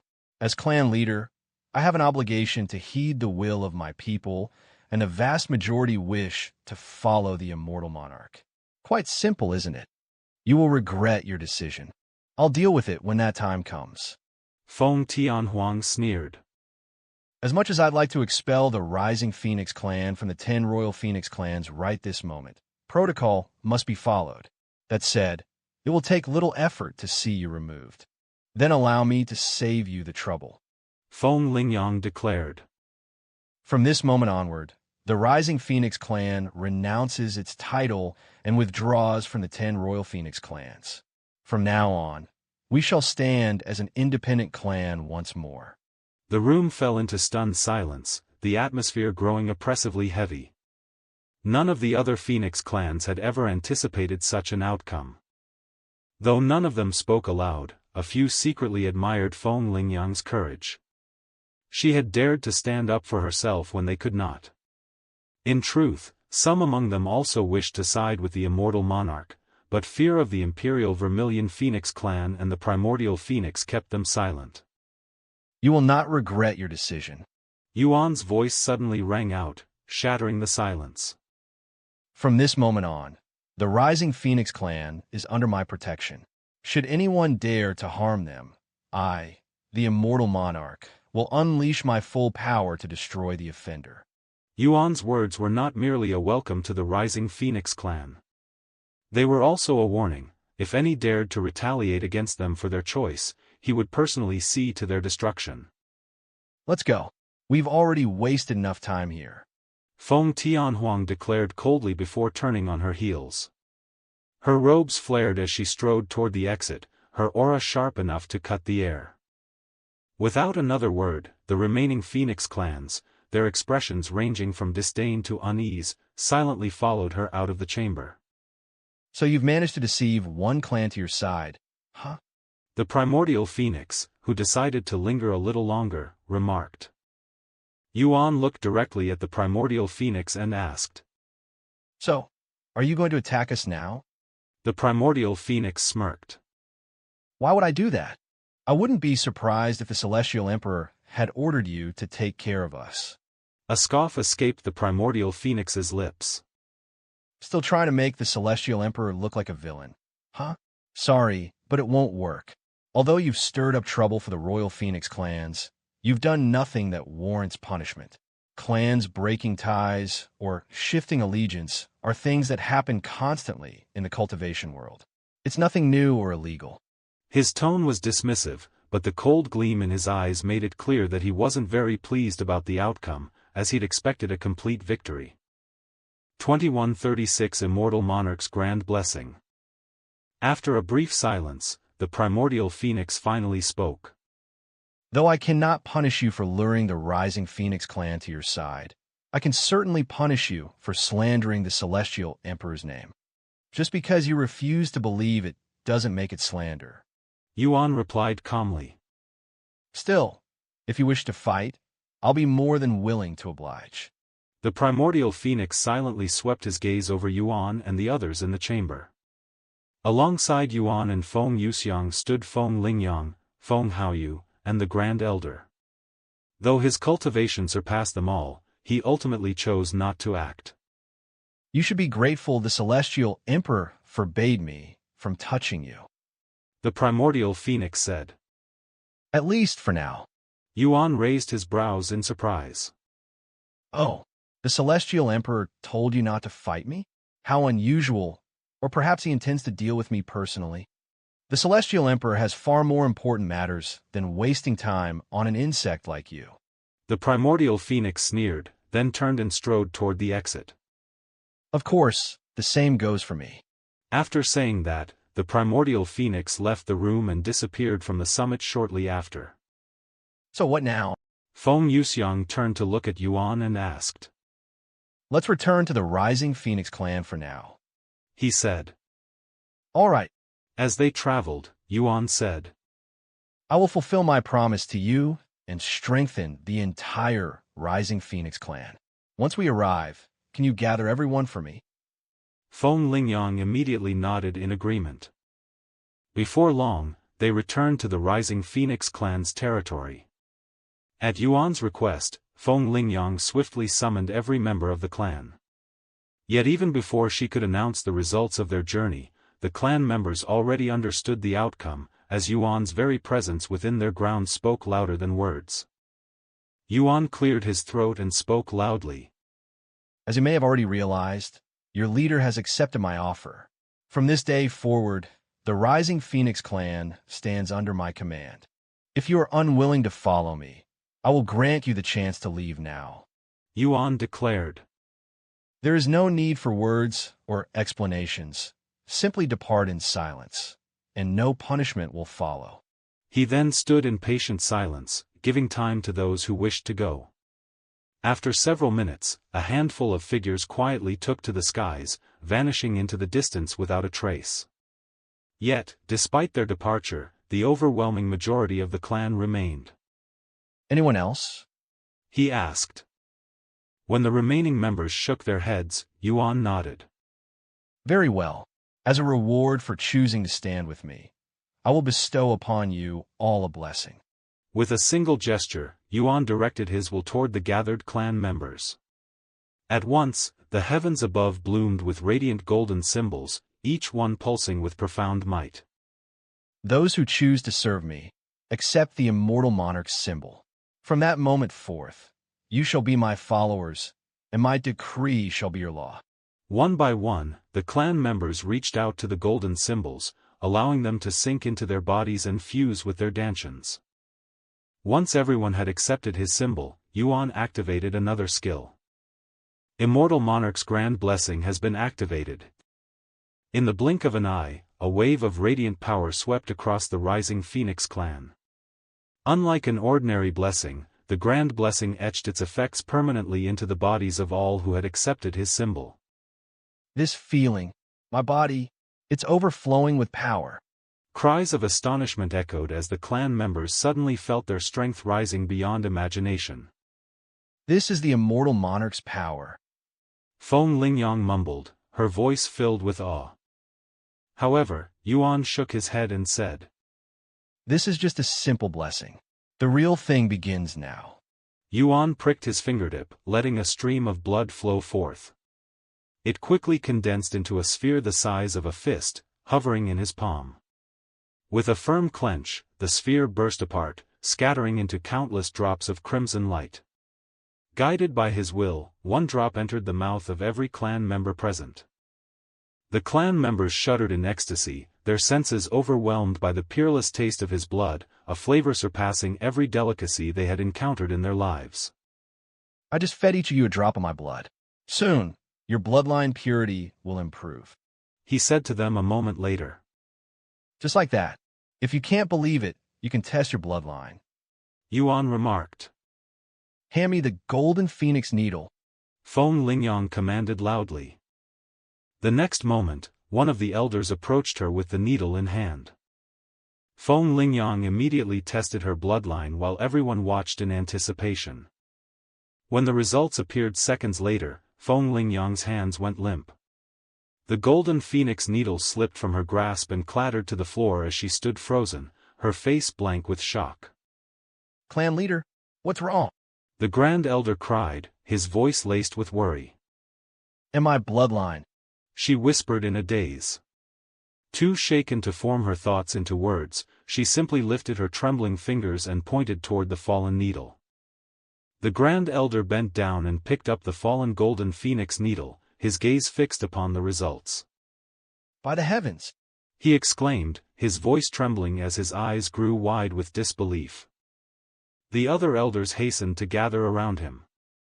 When their eyes fell upon the results, their expressions froze, as though their very souls had been shaken. 91.2%. One of the elders revealed. What? Gasps rippled through the crowd as the rest of the members heard the result, their surprise mirroring the elders' reactions. None of them, however, knew the hidden truth, that Feng Lingyang's bloodline had long been weakened by a curse, a secret known only to the elders and a select few. Therefore, in their eyes, Feng Lingyang's bloodline had only increased by 2%, not 6%, as her bloodline had weakened to 85.2%. 2137 Acquiring the final ancient seal. In my blood. I must test my bloodline. The Grand Elder stammered, quickly seizing the golden phoenix needle after snapping out of his daze. Moments later, his eyes widened, and he exclaimed with unrestrained joy. 90.9%. My bloodline purity has surpassed 90%. This is a miracle. Stirred by his words, the other elders hastily tested themselves as well. Sure enough, nearly all of them discovered that their bloodline purity had risen by 4 to 5%. My lord, with only a single drop of your blood, our bloodlines have undergone unimaginable growth. And to think the Celestial Emperor only offered us no more than 3%. One of them exclaimed. Yet even in their excitement, unease gnawed at their hearts, as the result seemed almost too good to be true. Immortal monarch, forgive my boldness, but what kind of drawbacks should we expect from this? Someone finally asked, instantly silencing the place. The clamor of celebration died down at once, and every gaze there shifted to Yuan, their faces full of worry and realization. They all knew that although innumerable treasures existed beneath the heavens, many of them had effects that were more detrimental than beneficial. Now that their excitement had died down and their minds had cleared up, they began wondering what sacrifices must be made for such a powerful boost to their bloodline. However, what came out of Yuan's mouth in just a moment left them all stunned again. Drawbacks? There are none. You can enjoy your improved bloodline without such needless worry. Are you serious? Even Feng Lingyang couldn't believe it. Yuan smiled and said, If you think I am lying, I can swear on my soul. That won't be necessary. We believe you. It's just, I didn't expect such an overpowered ability to exist. Maybe that's why the Celestial Emperor is trying to get rid of you. Yuan chuckled.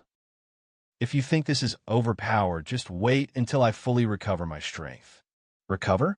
Are you injured? Feng Haoyu asked in surprise. No. Yuan replied calmly. I only reincarnated recently. So much of my power has yet to return. I see. Feng Haoyu murmured. Anyway, I have fulfilled the first part of our agreement. As for evolving your bloodline, you'll need to wait until I recover more of my strength, as I currently lack the ability to do so. Feng Lingyang nodded. Don't worry. We never expected you to improve our bloodline so quickly in the first place, much less evolve it. Thank you for your understanding. So, what's the plan now? What do you want the Rising Phoenix clan to do? Feng Lingyang asked. Yuan's expression grew solemn. For now, focus on training and familiarizing yourselves with your newfound strength. I cannot say when, but I am certain the Celestial Emperor and the other Royal Phoenix clans will not stay still and will soon act. Feng Lingyang sighed at his words, but she was not surprised. In fact, she anticipated something like this would happen and had already mentally prepared for it. I don't know about the Celestial Emperor, but the Royal Phoenix clans will definitely come after our clan for humiliating and defying them. However, I doubt they will come after us anytime soon. At least not until they figure out your prowess and whether or not they would be able to get away with it. In that case, I'll leave the Phoenix Rising clan for now and return later, said Yuan.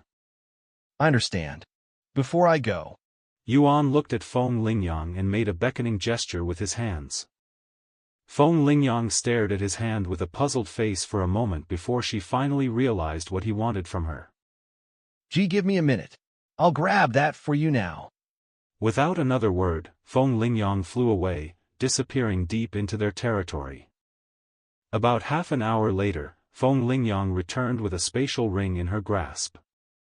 I'm sorry it took so long, but here's the thing you wanted, she said as she offered the ring to him. Yuan accepted it and looked inside. Sure enough, the ancient seal was inside. Thank you. With the fourth and final ancient seal in his grasp, Yuan could finally enter the primordial realm and meet with Xiao Hua's family, the Azura clan. Can you tell me why you want the ancient seal now? Feng Lingyang asked. Yuan smiled and said, The ancient seals only serve one purpose. What else am I going to do with it? Feng Lingyang swallowed nervously. I knew he wanted to open the primordial realm, but I wanted to believe the ancient seal had other purposes.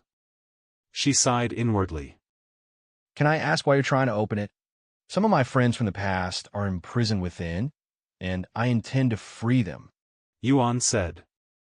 But the primordial realm is filled with... Feng Lingyang began, but she stopped herself before uttering the word criminal. I know what you want to say, but not everyone inside the primordial realm is a criminal. The previous celestial emperors have imprisoned innocent people inside, just for standing up to him. All right, I won't question it anymore. I'm sure you have your reasons. Sometime later, before Yuan left the Rising Phoenix clan's territory, he said to Feng Lingyang, If anyone dares to mess with your clan, don't hesitate to contact me. Feng Lingyang nodded with a smile and said, Don't worry. Our Rising Phoenix clan isn't so weak that anyone could bully us. We didn't earn the title Royal Phoenix clan by luck, after all.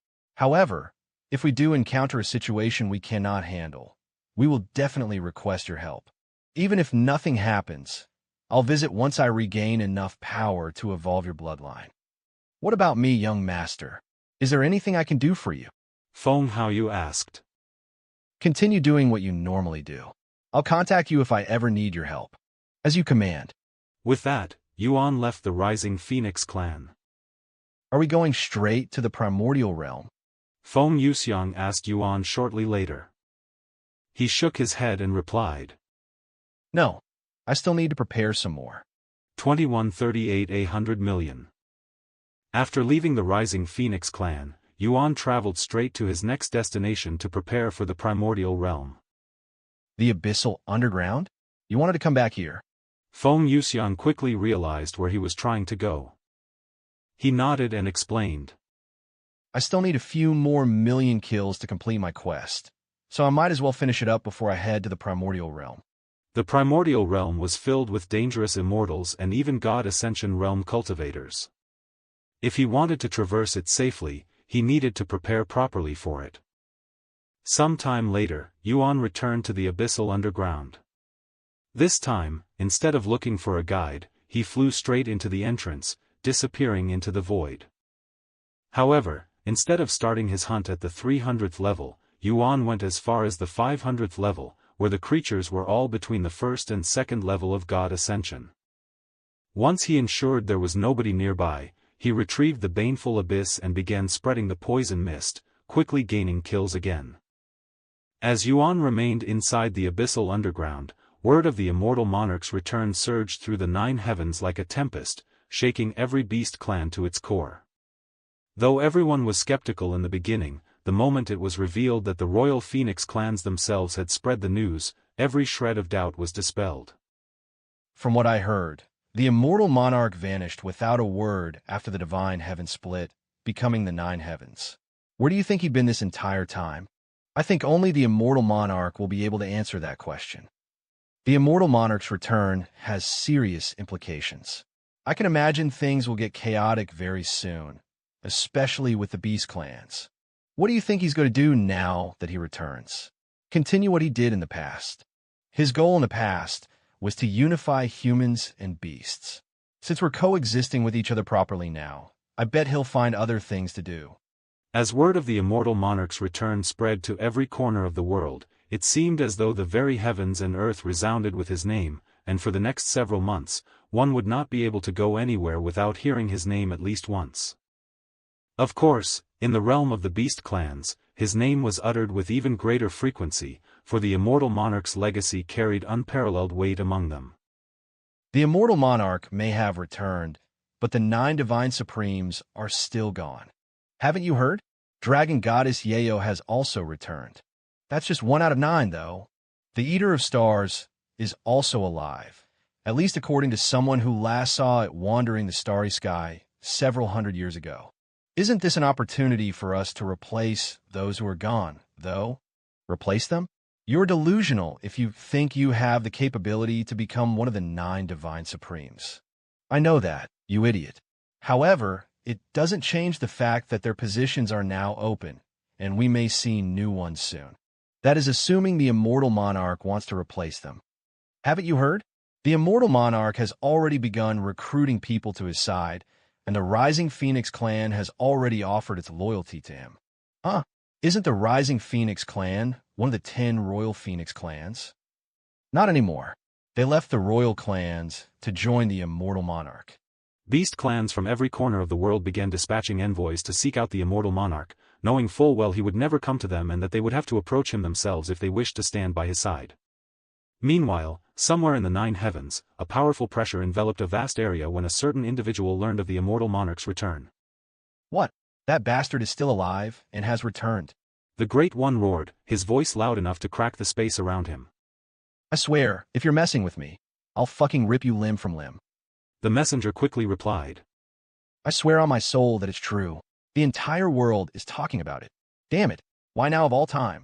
The Great One gritted his teeth in frustration. Just when he thought he could pursue Dragon Goddess Yayo in peace, his biggest competition made a return. Where? Where is this bastard? He was last seen at the Rising Phoenix clan's territory, but nobody has seen or heard from him in a few weeks. Are you going to give them a visit? The Great One narrowed his gaze. Then, after a moment of silence, he responded. Are you insane? Why would I seek him out when I don't even want to see that bastard? Get lost. And my apologies. This lowly subordinate will leave immediately.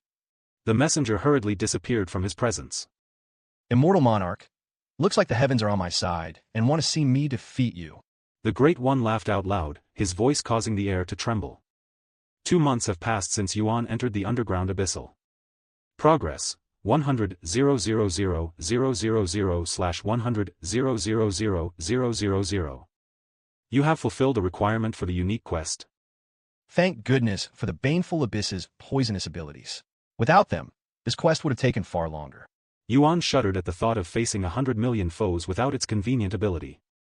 Having completed this requirement, Yuan now faced but a single remaining trial before he could resume the use of heaven's supremacy.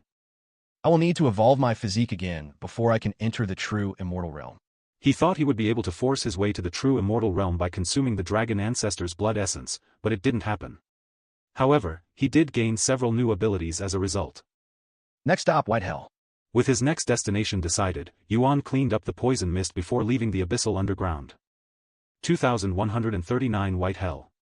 White Hell, a place so perilous it earned the name Gateway to Hell. There were 4 such forbidden lands within the 9 heavens, and Yuan had already explored one of them, the Vanishing Valley. Being one of the coldest places in the 9 heavens, White Hell is a vast expanse of endless snow and towering mountains, shrouded in extreme cold. The chill is so severe that even those with strong cold resistance struggle to survive in its outer regions, let alone venture into its depths. And yet, in spite of its peril and the countless lives it claims, White Hell draws thousands of cultivators every year, some to hone their strength, others to pursue the treasures buried within its icy depths. All of this was made possible by the Sun God's Temple, a unique sanctuary where cultivators gathered to cultivate their yang qi. They also possessed a powerful treasure that, while unable to eliminate the cold of White Hell, granted enough resistance for cultivators to endure its frost and traverse its perilous lands. This treasure was known as the Sun God's Lake, a small yet extraordinary lake within the Sun God's Temple's territory. Not only was OT one of the most sought-after training areas in the world, but it could even evolve one's physique. Naturally, it could not be taken into White Hell itself. Instead, it was used to imbue sun stones, small rock-like objects that shielded their bearers from the cold. However, the sun stones carried limited power, losing their effectiveness after a certain period of time. To obtain one, cultivators had to approach the Sun God's Temple and make an offering in exchange, whether it be spirit stones or treasures. Right outside the White Hell's entrance, several individuals wearing the Sun God's Temple's outfit could be seen talking to a group of female cultivators. This here is the 1-year sunstone, which you will need to traverse White Hell safely. In one member's hand rested a glowing pebble, radiating such immense yang qi that it warmed the air around them, even in the freezing cold. It has soaked in the Sun God's Lake for a year, and it will last for 10 years while inside White Hell. Then, he produced another glowing pebble, this one radiating an even fiercer yang qi. And this, he said, is a 100-year sunstone. It will last for 100 years in the outer regions, and its might is sufficient to defy the cold of the second region, reaching even into the third. White Hell was divided into 9 regions, beginning with the outer region. The deeper one ventured, the colder and more perilous it became. As for the Sun Stone, the most refined ones could allow a cultivator to venture safely into the 5th region. However, each stone needed to be immersed in the Sun God's Lake for over 1,000,000 years, making them unimaginably expensive. One might Today is assume Sunday, the Sun Lord. God's Temple could simply throw countless sun stones into the lake to satisfy demand. However, doing so would drain the lake's power, and since its primary purpose was as a training ground, the temple was unwilling to create too many.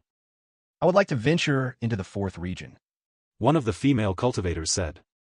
Then you will need a 10,000-year sunstone, and it will only last you 10 years in the 3rd region, said one of the Sun God Temple's disciples. The female cultivator nodded and calmly handed a spatial pouch to the man. Is this donation enough? She asked. The disciple peeked into the spatial pouch and nodded. Yes, this is more than enough. Thank you for your donation. Here is a 10,000-year sunstone. He handed her the sun stone. The sunstone will begin to lose its glow when it's near its limit, so make sure you leave White Hell the moment you see it. I understand.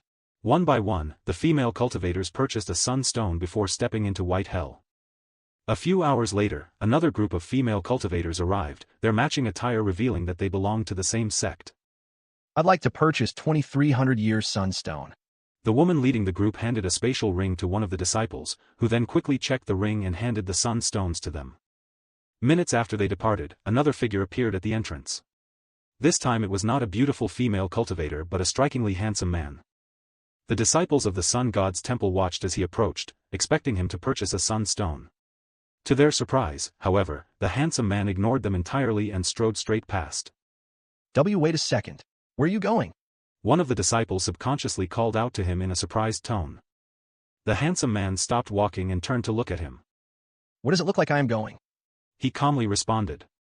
Another disciple spoke. Do you already have a sunstone? Or what? The disciples were baffled by this man's ignorance. How could one even think about entering White Hell without their sunstone? You don't even know what a sunstone is, and you're attempting to challenge White Hell? Are you courting death? The handsome man smiled and asked. So, the sunstone keeps me safe from the cold within White Hell. Is that correct? That's right. If you want. The man interrupted and said. In that case, I don't need it. Excuse me. The disciples' eyes widened with surprise, wondering if they'd misheard him. I came to White Hell to train, so the sunstone will only hinder me. Now, if you will excuse me.